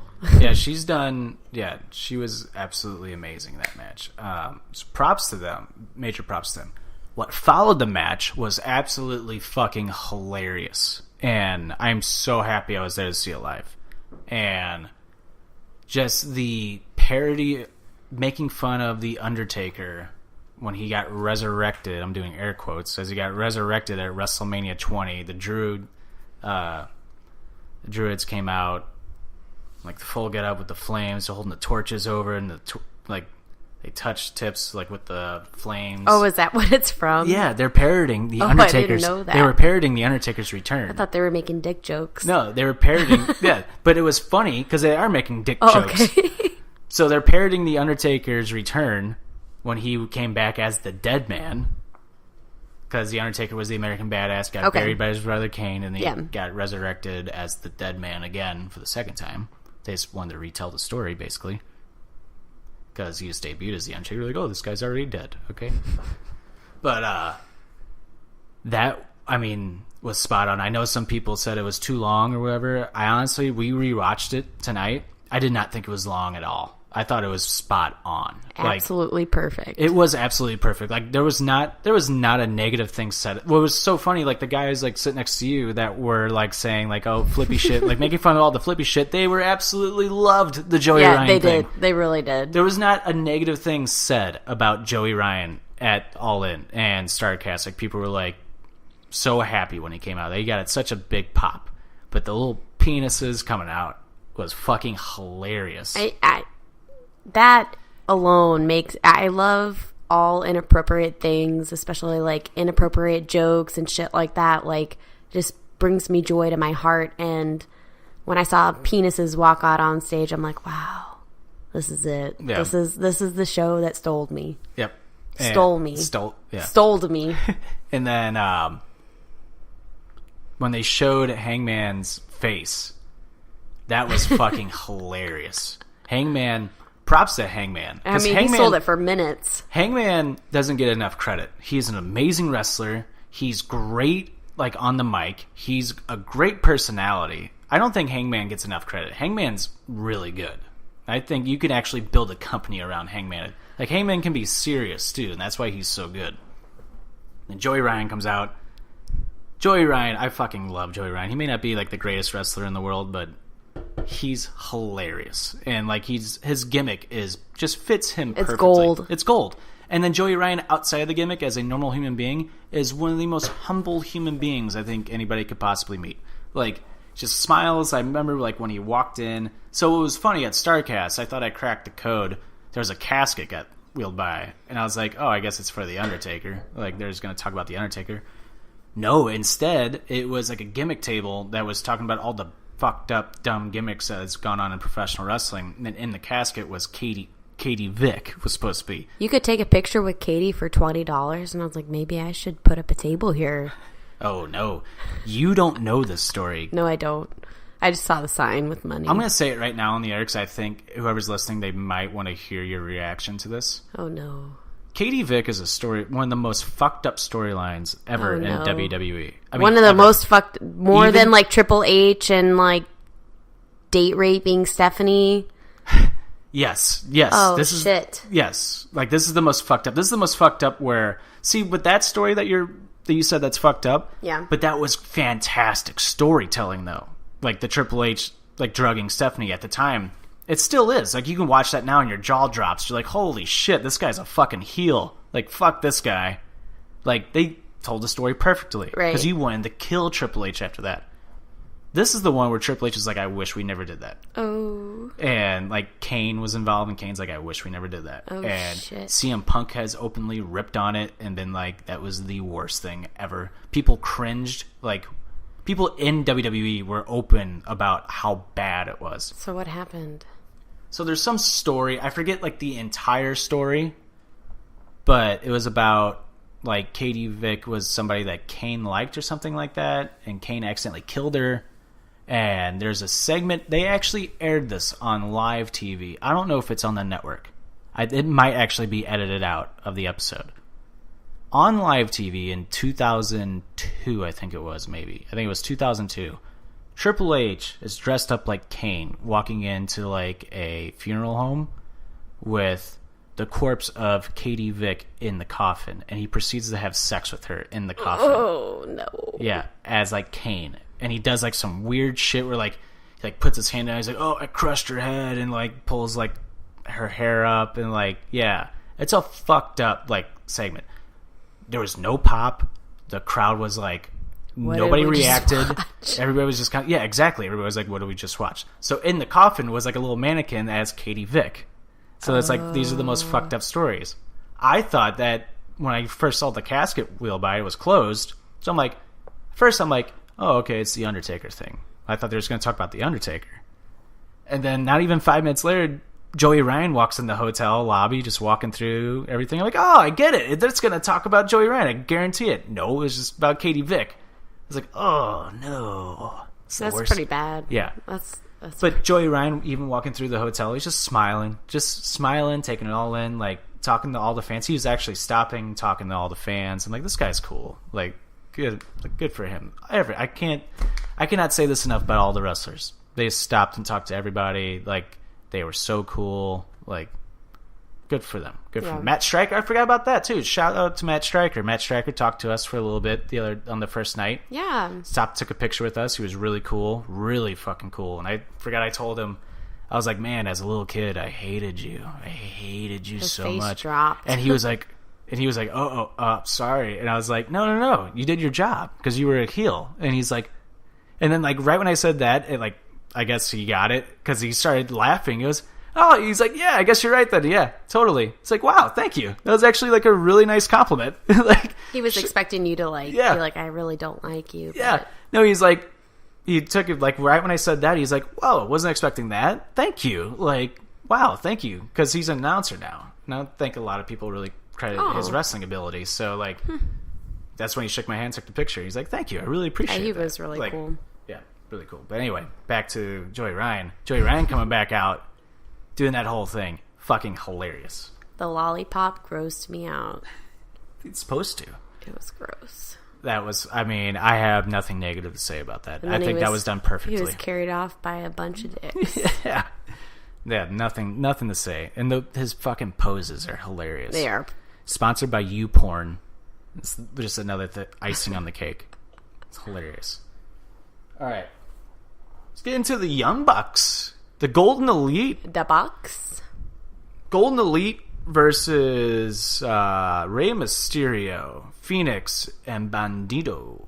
Dude, this might have been one of my favorite matches because it was like so freaking quick. It had to be. I understand that, and so maybe it wouldn't have been, but it was like flip, down, tag, flip, down. It totally wouldn't have been that quick. Like, that was almost so much. Like, on the way back, we're listening to Talk is Jericho. Yeah. And Jericho talks about how, like, as wrestlers, you're taught to, like, hold it. Yeah. Like, do something amazing to give the audience a little break just so the audience can be turned to their friends and be like, did you see that? Like, holy shit.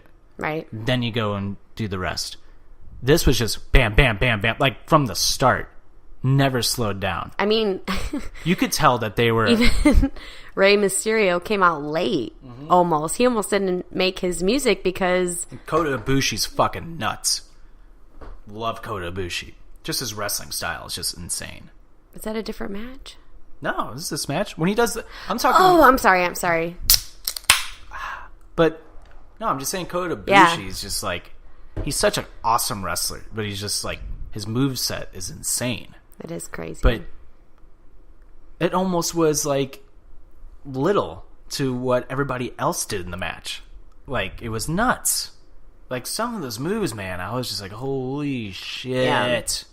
Just, I mean, this is so silly, but like when they're running the ropes and then do a handstand into the ropes and then a backflip, I'm like, my jaw just drops. My jaw dropped when Phoenix walked on the rope and like kicked Ibushi, I think it was. Or maybe it was one of the Bucks. I don't really remember.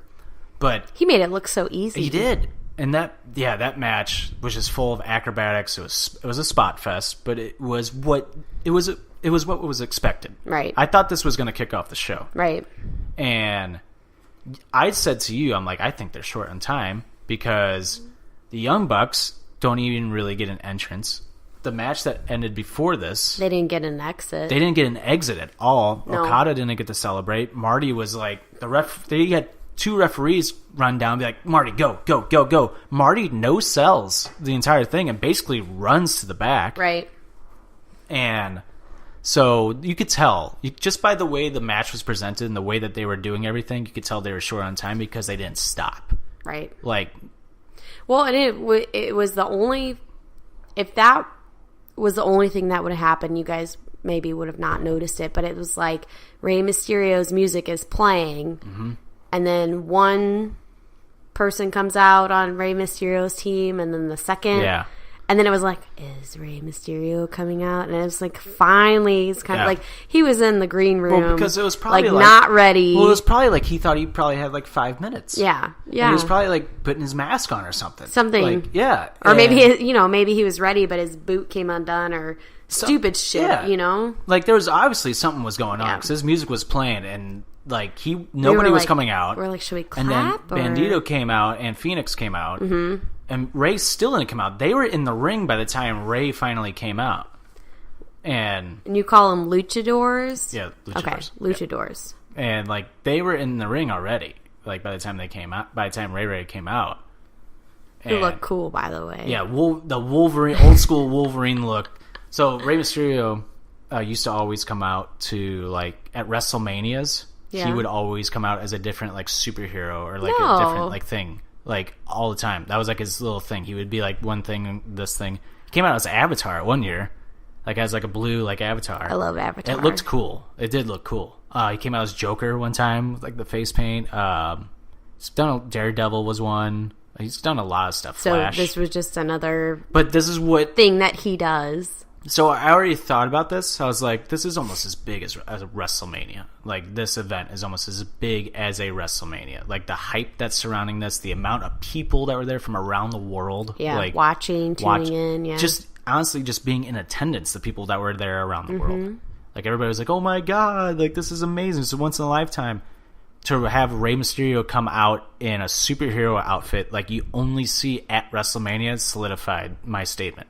Like, wow, this is like a WrestleMania. He took it as serious as WrestleMania. And he's coming out like how he would at a WrestleMania. That's really cool. Yeah. I didn't get that till just now. Like, I was already thinking that, and I saw Ray, I was like, wow. Like, that's when I think that's when it, like, really hit.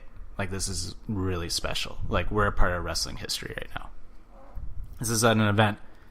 One-time thing or not, this is an event that will live forever. Yeah. Like, you will always talk about... People will always talk about this. Like, it was so huge. It was so great. Yeah. It was awesome. And that match was awesome. Like, that was the main event of the night. I don't think it should have been. It's just me nitpicking. I think another match should have been, which we'll talk about last. I mean, if this match would have had the time, maybe you might feel differently. No, you don't think so? No, I think that this energy that they brought, I was happy with that being the last match, but not with the way the other match was. The storytelling in the other match was presented. I'll explain. I agree with that. I agree with that. But I'm happy with the way because they ran out of time. I'm happy that this was the main event. So yes. The Bucks win. The Bucks get the cover on the Meltzer driver. I knew for a fact that they were short on time when they hit the one move and then rushed into the Meltzer driver. Because normally, like, they hit that and somebody kicks out, they do like the, oh my god, like, what are we gonna do now? Like, you know, like they act like we just like hit him with that. Like, what do we do? What do we do? Like, you know, the storytelling. They hit him with that move. 1, 2, no, and they're like, okay, come on. Like, they pick him up. Do the Meltzer driver quickly. I mean, they do it quickly. They don't even, like, normally, like, before they do the Meltzer driver, they're playing to the crowd, like, come on, let's go, here it comes. Instead, Nick jumped out, did the flip, Meltzer driver hits, 1, 2, 3, and they look around. Right as the 1, 2, 3 hits, they raise their arms up, and they look at the screen, and you see the fucking logos, brought to you by Media Presentations. You see, like, the little, like, copyright graphic, like, at the end of every wrestling event. Yep. And I'm like, oh my god, they just went off the air. Yep. And I was like, they literally just finished in the right time. Was it Matt Jackson? He got on the mic and he's like... Nick. Was it Nick? I thought it was Matt. That was like... Nick was the one that's like, we literally had 3 seconds until we went off the air and we did it. Like, some people will say it's unprofessional. Like, yeah, that's, like...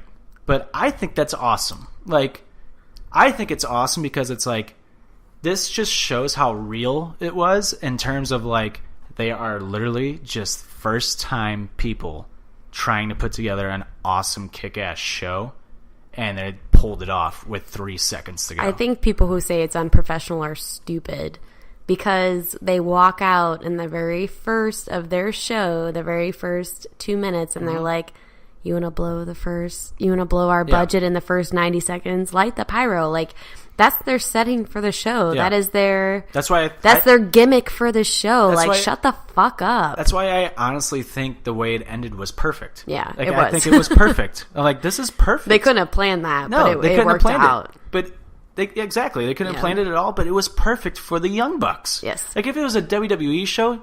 Yeah, I get that. I'm like, you guys have been doing it for how many years? Like, yeah, you should be on time. But, like, for people who, like, and not to mention, WWE has their own network now, so they can go as long as they want. Right. They were on pay-per-view. Young Bucks are paying probably per minute, so it's like, we can do it in 4 hours. We can do it. You know, and it's like, exactly. Fuck, we cannot. Oh, or we can, but... And just a little side thing. This might trigger some people. Sorry, but if you're bitching about the price of this pay-per-view, you have to also put in the perspective that Fight TV and all the other pay-per-view providers get a piece of the cut to where they will not allow anything else to be cheaper. This is actually very cheap for a pay-per-view. Normally, UFC pay-per-views are like $80. Like, this is very fucking cheap. Like... I think we're just so, like, happy that we have the network and we're spoiled with the network because it's $9.99 a month versus, I don't know if anybody remembers, one of the last WrestleManias to buy on pay-per-view was around $90. Wow. For HD. Regular was $80. Regular was $80. A normal pay-per-view for WWE was about $50 to $60. Well, I also want to say the merch for the Bucks, $20 a T-shirt, $20 a hat. Like, come on, you ever been? Like, I went to U2. You know how much it is when did we go? WWE? Back in? I have no 30. idea. But I'm saying any concert I've been to where it's a hat or a TV a hat or a see, it's ass mouth. Blah, blah, blah, T-shirt. It's like $40, $45, Yeah. $50. Like, I had a guy complaining next to me. He's like, $60 for this? And I'm like, dude, you have 2 T-shirts and a hat. Shut the fuck up. Oh, yeah. I was like, that's pretty fucking cheap. It was very reasonable. Yeah. We had to pay $70 for like a T-shirt and what was it, a hat at U2 or something like that? 2 T-shirts. I think it was $70 or $80. Yeah. But so, don't hate on the price. yeah, like that's what I mean. It's like the little nitpicking with wrestling fans that drives me nuts. It's like, enjoy it. Stop complaining so much. Just enjoy it. We shouldn't have We shouldn't have ripped up. Fuck. I can't do it again. Ripped up what? Ripped on. That's the word. On StubHub because we're being those stupid wrestling fans. Because we were able to go to the show. Yeah, I'm just a little saying. different. That's a little different. I know, but we should just be happy. Yeah. We should just be happy. We are, and I am. I know. It was a really good experience. Yeah. But most of the things, like I have to say, I think most of the things that we've complained about, all the things that we've complained about really for this past weekend were just people not being respectable. Like, respectable. Oh my God, what is up with this, like, last 2 minutes? Respectable. Like, that's the one thing that I think we and you complained about is just be happy. Like, I think we've complained just about people just, like, not being happy. It's like, God, man, this is a once-in-a-lifetime thing. Be happy. Be cool. Like, respect one another. That's all I ask. But anyway, Young Bucks, that all happened. Phenomenal match. Phenomenal. AJ Styles. Phenomenal. Flat Earther. Was a fantastic match. For how quick it was. Very fantastic. It was really cool. Marty versus Okada, the longest match of the night. They may have actually been the reason why they went overtime. Marty's fault. It went 27 minutes. It was a good match, though. It was a fantastic match. Started off kind of slow, and then the last 10 to 15 minutes was insane. And it all kicks off with the 205 thing from Okada. Doing that 205, and you even popped for that. I think that was probably your favorite moment of the night. It might have been. It was up there with the dicks. But Marty looks like he's out of it, and Okada's like using his hands. He's like 205. Pause. Grab, snap. It was so awesome. It was like Marty. It was totally out of nowhere. And then I called it on the preview show. And what did the crowd? Oh, when are sick, or what did they say? Well, every time that Marty does the finger break, they start chanting, "You sick fuck." You sick fuck. Okay, yeah. So, you are sick. That's not right. I love the heavyweight storytelling where Marty's trying to do these moves and can't do it, and then his back hurts. Yeah. But what's so funny that, like, obviously Okada's taller than Marty, but Okada's not that much bigger weight-wise than Marty. And Marty pulled off a suplex with fucking ease and a powerbomb with ease. I think Marty's stronger than what his character is allowing him to be right now. I think so too. And I think it was a great match. I'm assuming after the way that match went back and forth, I'm assuming the ending was, just by the way the storytelling was presented in the match, I'm wondering if Okada was going to shake Marty's hand after the match. But because they ran out of time. Yeah, because Okada doesn't celebrate at all. Okada really? Okada wins and gets out of the ring. Like, Okada wins, gets out of the ring, and like immediately goes to the back. While another referee ran down to the ring before the match was even over to tell Marty to get out. Like, he's like, "Okay, go. We're short on time." Marty no sells and just runs back. Like he's fine, like he wasn't hurt. Yeah. So, anyway, I love it. I'm obviously Marty Mark. Mighty The Morphin, one Marty guy, Marks. we had a group of like 8 guys in front of us. They're Yeah, all like, I love this guy. They're all like 25, 30 years old, and they're good. I mean, they're standing up and Yeah. they're like cheering, But Snapchatting. There was there's one guy. He didn't say a word. Nothing. He didn't say a word The entire night. entire night. Like, not even to his friend. He didn't say a No. word to his No friend. talking, He was so no quiet. nothing. So quiet. He didn't say a word. I think he's just taking it all in. Marty comes out, and he's like, let's fucking go, Marty! Fuck him up! You suck, Okada! I mean, just fully in, Yep. marking out. Yep. And I was like, good for you, man. I was so happy when he started doing that. And I was so happy that you brought that up to me after the show. I was like, yes, I was so happy you did that. All of his friends were talking. I mean, he might have talked a little bit, but nothing that we could hear or whatever. And then it's like all of a sudden it's like Marty's out. He's like, let's go, Marty. Yeah, and it then was just like 20 out of- minutes later, he's it was like, out of nowhere. fuck him up, Marty. Fuck Okada. Yeah. Like he was so It happy. was that one was out of nowhere, and I was like, Yeah. yes. He's fuck him up, Marty. I'm like, yes, let's go. He was Let's the go. quiet kid in the classroom, and He just had to let his inner villain out. Moving on. Kenny Omega versus Pentagon. He wasn't called Pentagon, though. Penta. L0? Yeah. Penta L0. Yeah, I didn't really know what the chant was. Penta El Cerro, maybe? Something Yeah. like that. Penta was definitely his name. Oh my god, I'm drawing a blank on the chant now. 'Cause that's... Okay, I'm going to be completely honest. It's the first time I've ever watched not ever watched a Pentagon match, but it's the first time I've ever seen him live. It's the first time I've ever seen Okada live, too, fun fact. And that was awesome. I'm like, holy shit, I can cross Okada off my list for people I've seen live now. Oh, wow. Yeah. Like, that's awesome. It's only like... This is only like the third... Well, not third, because he used to wrestle in TNA, but... Since he's been the Rainmaker Okada, like, as one of the best wrestlers in the world, this is only, like, his 4th or 5th time in America wrestling. No way. Yeah. Yeah, Okada, like, that was special, like, seeing Okada. I think that's why they waited so long to put him on. But, Omega, oh, man.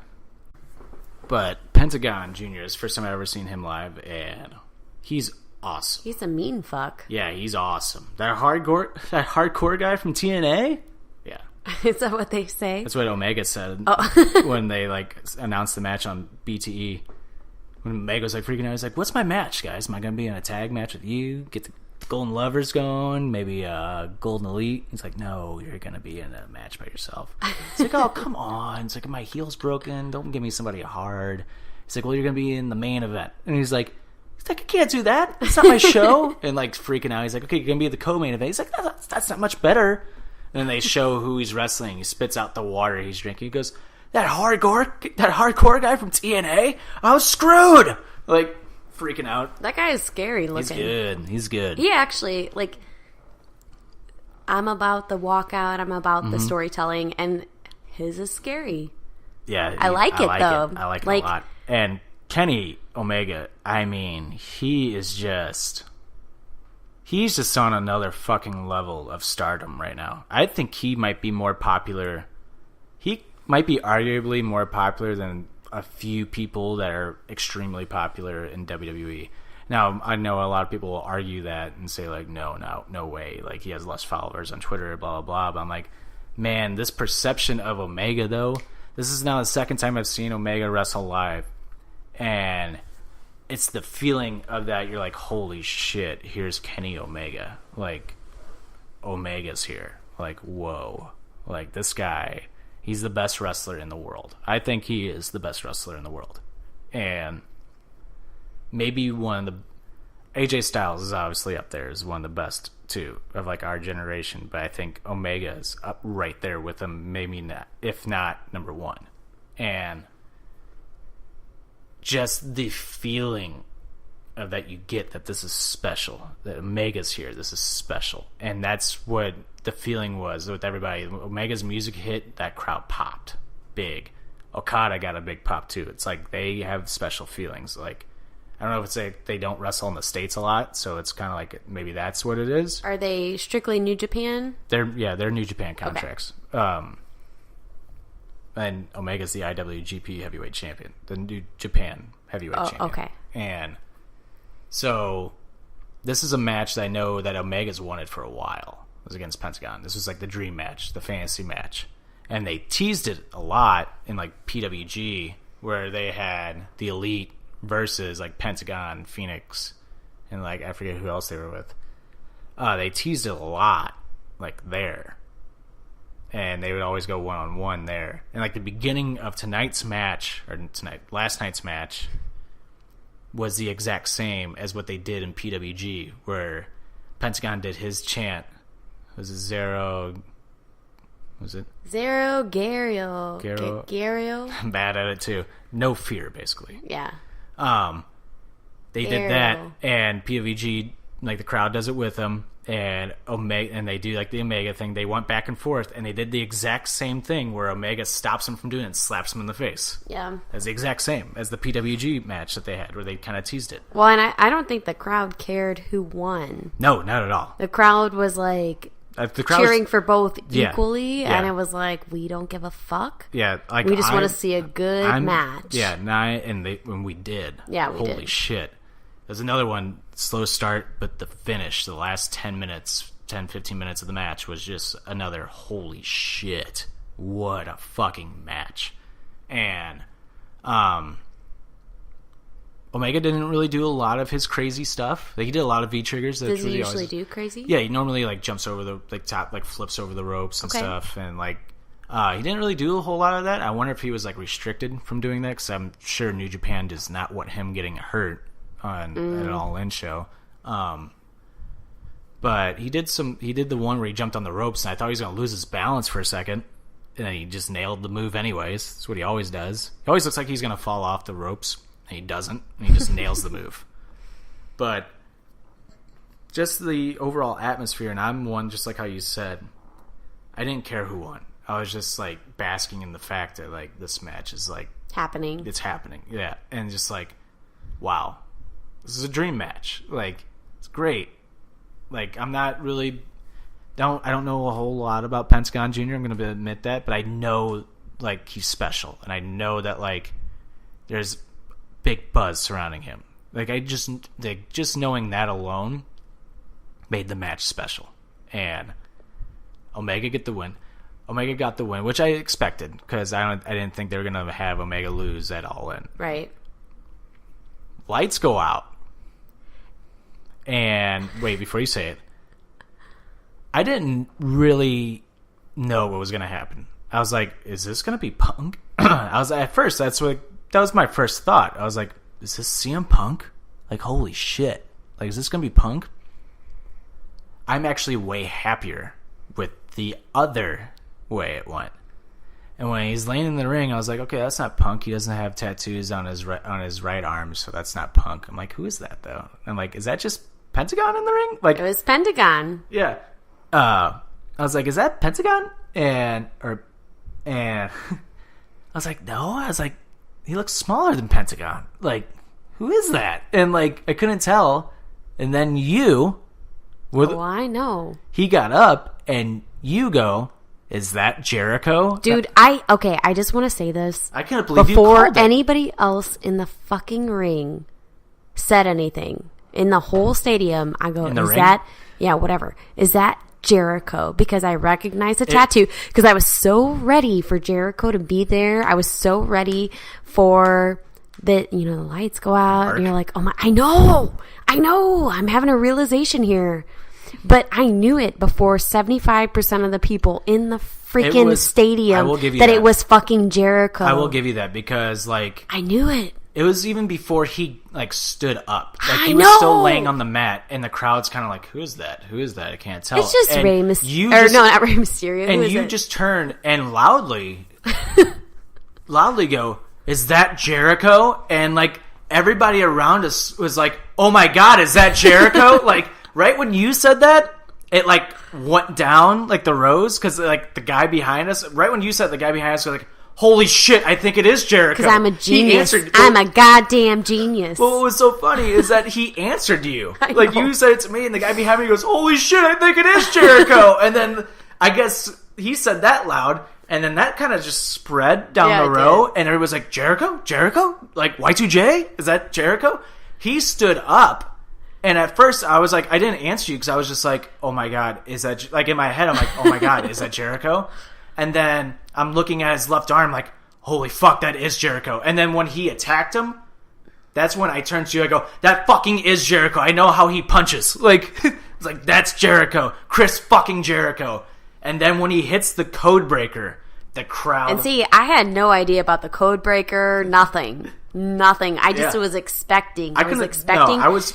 You were telling me, you were like, oh, Jericho won't like, come on land because of Vince McMahon, blah, blah, blah. I'm like, this motherfucker, honestly, he's coming. Yeah. He's going to be there somehow, way, shape, or form. He's gonna, and then the lights went off. I'm like, I know it. I know it. Honestly, I know the more, like, we're talking about it now, I'm more shocked at you knowing it. And, like, the more it's, like, hitting me, like, damn, she called that before, like, anybody realized it. Called it in the car on the way down. You did. You're did. When we're listening to the podcast, you're like, Jericho's so going to be there. He had to be there. And, well, you thought he was going to be I thought he might be the bear. Bernard, the business bear. Yeah, I thought he might be that. This is my favorite moment. God, fuck, maybe not. Because I'm thinking about this. It's up there. It's up there, number 1 or 2 for sure. My favorite moment is that, like, so I realized it was Jericho, so I'm like, I was like, I know how he moves, because I love Jericho. He's one of my all-time favorites. He's on my Mount Rushmore of wrestlers. And, like, that is fucking Jericho. And I started jumping up and down. I'm like, that's fucking Jericho. I marked out hard. It's like, that's fucking Jericho. And then, when he did the code breaker, though, that's when the entire arena realized it. And the entire arena fucking popped loudly, very loudly. Like, I don't think the TV does it credit. No, like, no, it was like ringing. Like, my ears were ringing. It was so loud. And then when he takes off the mask, it just another loud pop again. Like, my ears were fucking ringing. And what's so great about this whole thing is that, number 1, Jericho is one of the greatest. He is the GOAT. He's one of the greatest of all time. Number 2, he's got the list. I thought he was going to put him on the list at first. I totally thought he was going to do it. Favorite. But he just goes, Kenny Omega, I'll see you on the cruise. And I thought he was going to do like I thought he was going to be like, motherfucker, like say like his, wish. Being like a true heel. Yeah. But you could tell Jericho thought it was so fucking cool. He totally broke character for a moment and raised his arms to the crowd. He's like, fuck yeah. Let's go. I don't even care right now. Let's go. Yeah. He's like, let's go. Yeah. And he runs off and pushes over Down Callis, which is hilarious. He just walks up to Down Callis and just pushes him. I know. I was like, Tricky, look over there. Yeah. Like, he's that was, annihilating the announcers right now. Yeah, that was definitely one of my favorite. Yeah, that moment. That's a moment I'll never forget as a fan. Like, I'll never forget that. And like, who brought you that moment? In years from now, I'm like, remember that time, like, Jericho was Pentagon? And like Pentagon, that's who it is. And I was like, I was reading on Twitter, like, who knew that, like, after, it was Toph. Toph said, who knew after all these years Pentagon is actually Chris Jericho? And, like, Penta El Jericho. Like, well, Pentagon's actually pretty awesome for being like, yeah, that's a cool, I'll do that. Like, well, it was cool. So what's even cooler is that Jericho posted a video right after that on Facebook, or on his Instagram, or whatever it was. He goes, hey, did you guys like that? And he's still in the makeup of Pentagon on a private jet. He goes, so I just want to let you guys know, was hiding in the Young Bucks office since 5:30. When they said the time was go, they snuck me out. He's like, what's really cool is that I got to put on Pentagon's gear. I thought that was awesome. And he's like... He was marking out. Yeah, he was. Yeah. And like... He's like, I got to do the makeup and the face paint. He's like, I love this shit. He's like, and fun fact, I'm actually taking a private jet to Kansas City right now to do a Fozzy show. So yeah, who would be crazy enough to do this? A wrestling show, and I get on a private jet to go play my show. It was like, he's like, this is awesome. He's like, I'm loving life right now. He's like, and by the way, I'm keeping the makeup on stage. What about that podcast we just listened to on the way home? The Talk with Jericho. Talk is Jericho. Yeah. And the Countdown to Y2J? Yeah, who interviewed him? Conrad Thompson. He's the one that put together StarCast. Yeah, so he interviewed Jericho, and Jericho was like, yeah, man, I wish I could be there, but I'm going to be in Kansas City. Yeah. It's like, you are a liar. Yeah, the entire time. Like, listen to it back now. Yes. He has a total fucking smile on his face. He's like, yeah, I can't be there. Wink, wink. But, he fooled everyone. Yep. Except for me. Yeah. Except for me. Honestly. I was ready. Good for you. Thank you. learned well. Here we go. Okay. You ready? Oh, I'm gonna cry. You're gonna cry? Maybe. The main event. In my eyes, the true main event. But I'm happy this wasn't the main event now, because if they would have went off the air, I wouldn't have had time to see the emotion. Yeah. And that is for the NWA World's Heavyweight Championship. Nick Aldis defending against Cody Rhodes. I'm using your last name. Cody Rhodes. Rhodes. Rhodes? Yeah. Yeah. Take out the H? Yeah, you said we could do that. Oh, yeah. Yeah. Copyright laws. But Cody, American Nightmare, I was shocked when this match came on. Because I was like, it was in the middle of the show. It was honestly almost before what I felt like the middle of the show. And I agree. And I remember when they showed the graphic, even everybody around us was like, whoa, this is happening now? Yeah, and it gave me the thought, I'm like, okay, maybe this is going to be like a fucked up finish. Like, maybe Cody is going to lose, or like, there's going to be a DQ finish. Maybe like what we said on the preview show. What JCD said. Yeah. I was like, Toph and I were like, maybe JCD is right. Like, because it's going on, why would it go on now? And they showed the hype video. The hype video was awesome. When they showed the fucking wrestlers coming out, though, it just had that big fight feel. It had that feel of like, this match means something. Like, this match means everything right now in professional wrestling. Like, the NWA used to be the most prized possession in professional wrestling, like in the 80s, when Dusty held it, Ric Flair, Harley Race, when they all held that title. And now they have they've brought the title back to legitimacy. And like, obviously a lot of people are going to give Cody all like majority of the credit, but I don't think you can. Like, yeah. I think Nick Aldis, I think, deserves a shit ton of credit, maybe almost more than Cody, for sticking with it that long. For sticking with the title that long, for carrying it with the professionalism that he has carried the title with, for making it valuable. Exactly. Yeah. Nick Aldis made me believe, like, as much as Cody made me believe that the title was worth something again, Nick Aldis was the one that made me believe almost even more that the title meant something again.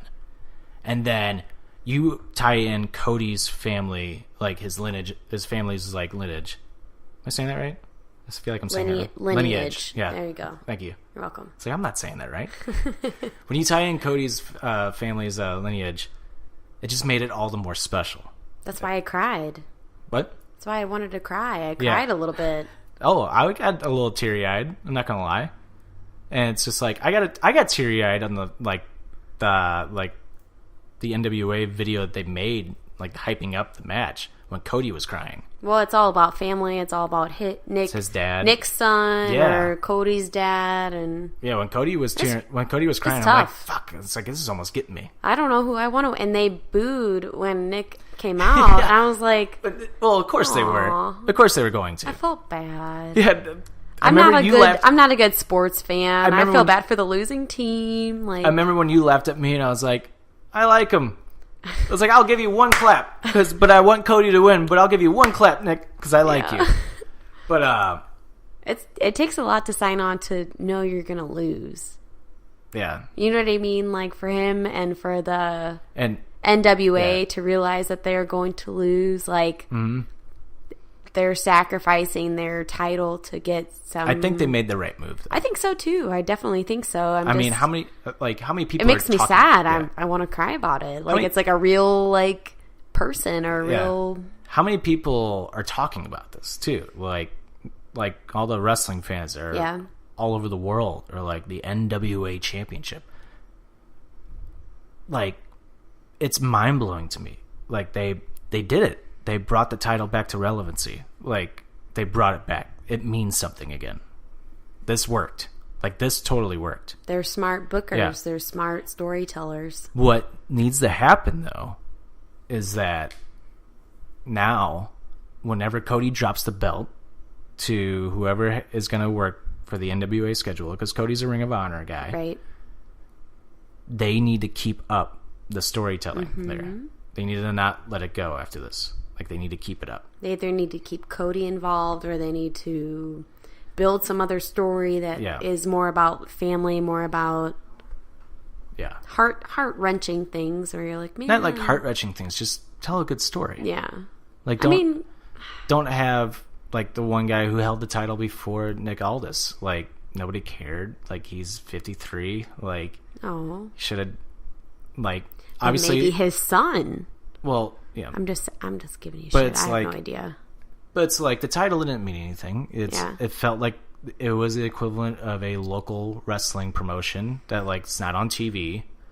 And they have done such a good job just bringing meaning back to this title. In a year. Yeah, within a year. Yeah. They did it. It's under a year. Well, they have to capitalize on it, because anything in media, anything in that's going to stick has they have a time expiration. They have a they have to capitalize on it now.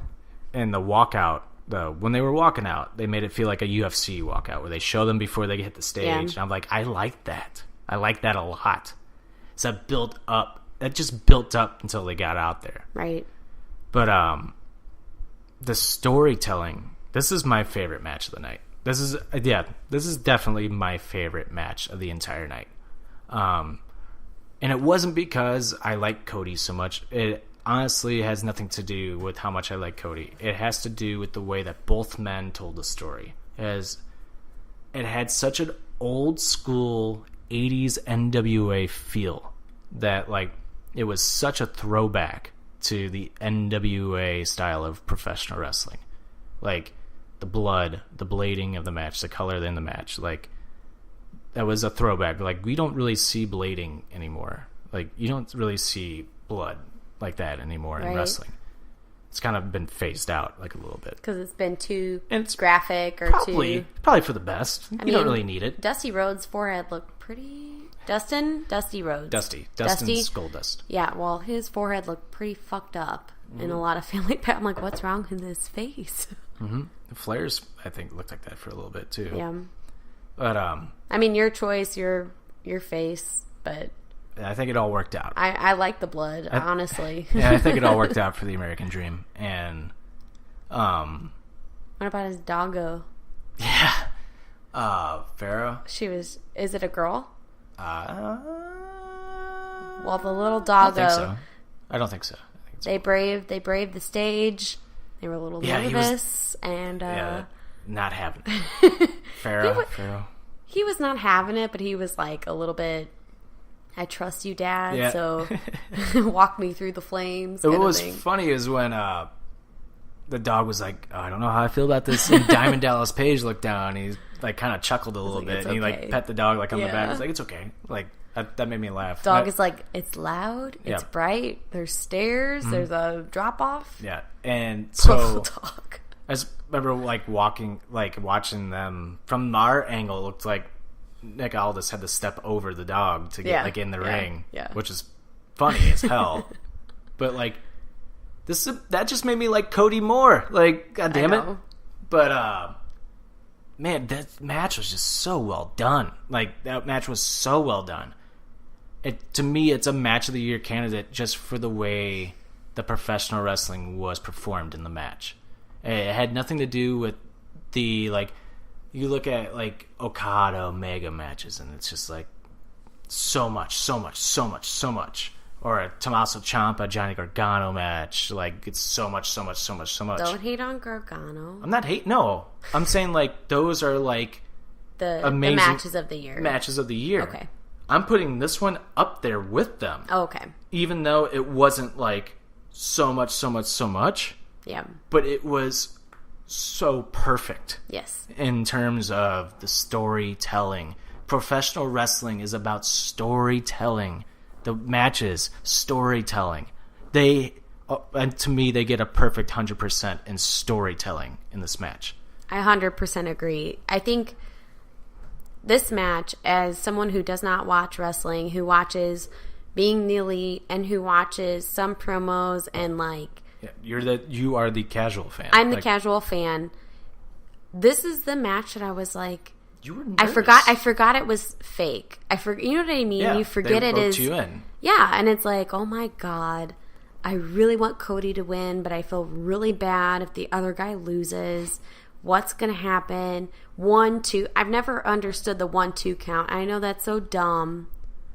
Yeah, that took a while for me to finally explain that to you. I know, but I get it. But to believe it, to be a part of the crowd who is like concerned about the 1, 2. Like I get the 1, 2. Like you're building it up. You're building your story. The false finishes, yeah. But this is the first match that I think that I've ever felt it. Like, oh my God! What's gonna happen? You always make fun of like the false finishes. I do, because the wrestlers are like, oh my God, I hit him with this. What am I supposed to do? And you didn't get, because like you're still learning everything about wrestling. You didn't understand that sometimes they hit him with their finishing move that's supposed to be the end. And they kick out, and they're like, "Oh my God, what am I supposed to do now?" I'm like, get back on top of them, you know. I'm like the fighter, like go, go, go. Yeah. But that's not wrestling. That's not the story. Yeah, that defeats the purpose of storytelling, right? And it defeats the purpose of anticipation of when that 3 count is going to happen. And see, I get that from a bird's eye view. I guess I totally get that, but I felt it all in with this match. Yeah. That's the thing. I was like, I understand it for any other match that you watch or your friends watch or where I'm a part of, where it's like 1, 2, oh, he kicked out, and it's like I'm like, oh well, he kicked out. You know, like I get the storytelling. In this one, I was like, oh shit, 1, 2, no, he didn't get. Like I get it. I turned to you and I looked at you, and you had like your hand over your mouth, and I was like, are you okay? Because I thought there was something wrong, and you're just like, and you just go, no, I'm just like really fucking nervous right now. I'm like, why? And you're like, I just want Cody to win. I'm like, oh my God, I got you. Yeah. I got you. This match got me. Yeah. Like, this match got me. Yes. And like, that's how well done this match was. Like, that's how well done this match was. Well, it was the match. It was the YouTube videos. It was the promos. The crowd atmosphere before the match. That's my favorite part, is before the match is when the crowd is just cheering for no reason. Just, I mean, obviously there's a reason, because it's like, holy shit, here we go. Here we go. The crowd's cheering, and Cody is like getting fucking pumped up. Like from it. It would pump me up too. They played it so well. It did pump me up. I wanted to like jump up and down for him. Like I wanted to like run up and down the steps, being like, "Let's fucking go!" Like it was awesome. And then Brandy taking the bump, the elbow drop, protecting her hubby. Yeah. The crotch end asshole. Yeah. It's fucking hilarious. Then the what I call the British Bulldog Bret Hart ending. The unexpected roll up. Or not, it wasn't a roll-up, but just a sit-down, cover the legs, make sure you can't get up. The unexpected 3 count, and the crowd pop was like... I love that they didn't play his music right away. They let the crowd just go nuts, and then the music kicked in. Like, let the moment set in that he just won the title. Yeah. Because he doesn't need the music. No, and I don't think the music kicks on until they give him the title. Like, I don't think the music kicks on until, like, they announce, and new! Like, you see Brandy kind of get teary-eyed. Yeah. Cody is definitely crying. When Cody won, I'm not gonna lie, I teared up, like, a little bit. I'm, like, fucking so happy. Like, first ever, second generation, NWA world champion, a guy that some people thought he would never be like world champion material, and I mean, not trying to brag or anything like that, but I for one always thought that Cody had something special, that I think he could be a world champion one day, back when he was with Randy Orton and Legacy and all that. Like, I liked Cody more than I liked Ted DiBiase. Ted DiBiase Jr. was one that more people I think talked about more. I always liked Cody more. Like, I thought Cody was unique. I thought he was special. Now you fast forward to now and see it just kind of come like full circle, and it's just like it was emotional. Like, it's like somebody who fucking deserves all of it. For the one time that fucking stupid chant of "you deserve it" actually means something. And I don't know if that was actually chanted. It was. Was it at the very end? Yeah, when he was celebrating on the ring, they were chanting it. But it was just like, because you do deserve, Cody does deserve it. Like, completely 100,000% deserves it after everything that he has put forward to making this show happen. And the Bucks, too. Can't leave the Bucks out. They all deserve it. Like, that moment will live on in wrestling history forever. And we were a part of that. That moment will live forever. They, like, made a chance to live forever, and they just succeeded, and they will live forever. I totally agree. That's something that says more to me than anything. It's not about professional wrestling at this point. It's not about storytelling. It's not about all this, all in. It's not about all in. It's about living forever and making a legacy. And no pun intended, but making a legacy. And not only that, Cody has now officially solidified the Rhodes family name forever. Even though the Rhodes name was already solidified forever, this now just put nails on it. It's not ever going away. At least in our lifetime, it's not going away. Like, that means something. That's why that match was so special. And that's why that's my favorite match. And that's why it should have been the main event, but I'm happy it wasn't, because it would have ran out of time. Well, it would have ran out of time, and everybody's ripping on Cody for being too, why put yourself in the main event? Why do this? Why do that? And it's like, well, shut up. One, did you fork out the money? Did you fork out the time or effort? Like, shh. Yeah, exactly. But he didn't put himself in the main event, and his match was ridiculously perfect. Yeah, it's incredible. And then even the Young Bucks who ended, theirs was ridiculously perfect, aside from the time crunch, which was, they made it work, and that's how you know how good they are to make a good match happen in X amount of time. Yeah. And I think another reason why I love this match so much is because I've been trying so hard to get you to understand the storytelling in professional wrestling for so long now. And this match did it. And that's like, that speaks volumes to me. And like, as somebody who you don't watch wrestling. No. Like, you wouldn't watch wrestling without me. No. This match hooked you in. And you, like you said, you forgot it was fake for a minute. And that's when you know that the wrestlers involved in this match are fucking special and amazing. I 100% agree. It's like reading a good book. It's like reading Harry Potter, reading anything, watching a 6-month series of something. Like, you get lost in it, you forget about the real world. Exactly. Yeah, no, that's why this match solidified that, I think, but this match also made me realize the importance of the 3 count or of the finishing move and things like that are like things that real wrestling fans are like, what? You don't get? And it's like, no. Because I didn't grow up watching this. I don't have a history of watching this, but this match made it easy to understand that. Like, if you watch the whole YouTube, you watch the whole everything, like the whole Cody story and Nick, what's his name?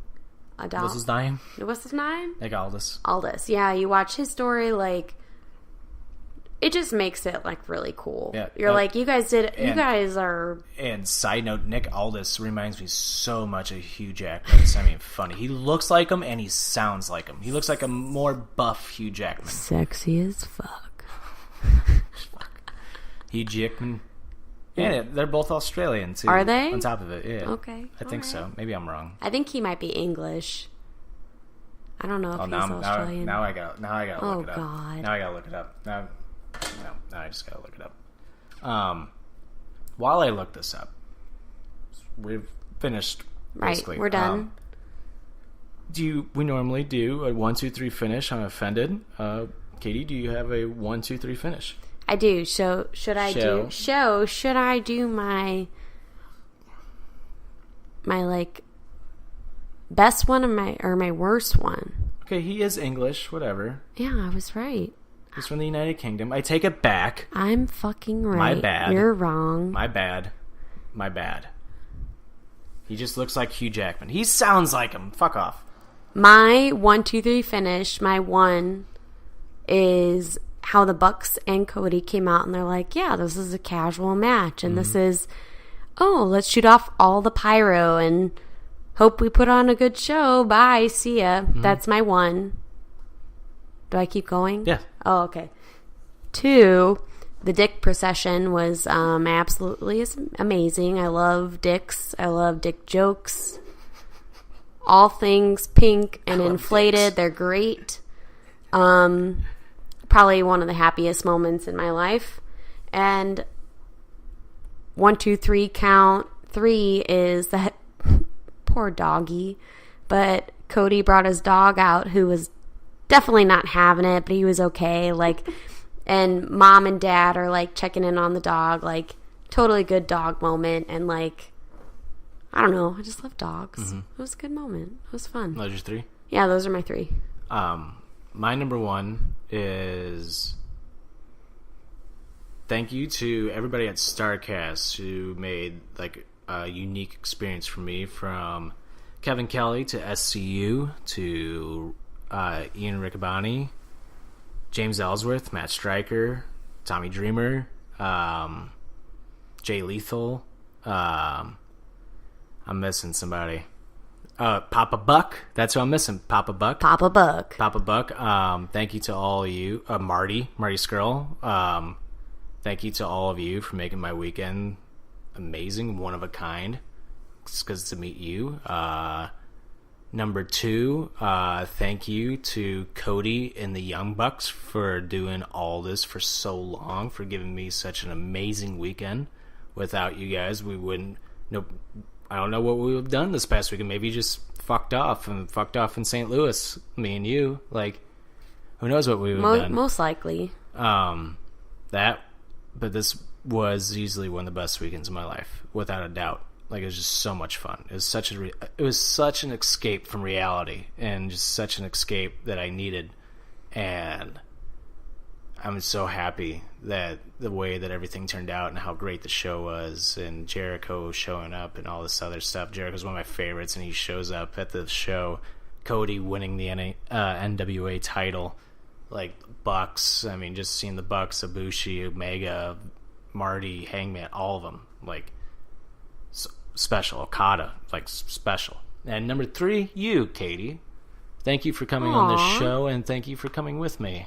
And you're welcome. I love that we got this like perception of casual fan and hardcore fan, like, perspective of this. So thank you. Casual fan has to give the whole experience a solid 5 stars. Oh, thanks, Dave. Yeah, you're welcome. Thanks, Dave Meltzer. You are such a mark. It's not even funny. Like, you use the term so loosely. You say, like, all this, like, inside. You don't use just, like, WWE lingo. You use, like, the indie lingo, which makes you a super mark. Maybe I'm the queen of marks, okay? Shit. Well, anyway, make sure to go follow us on Twitter, Instagram, and Periscope at OffendedPod. Make sure to go follow us on Facebook at facebook.com/OffendedPod. Buy our t-shirt at www.prowrestlingtees.com/offended-podcast.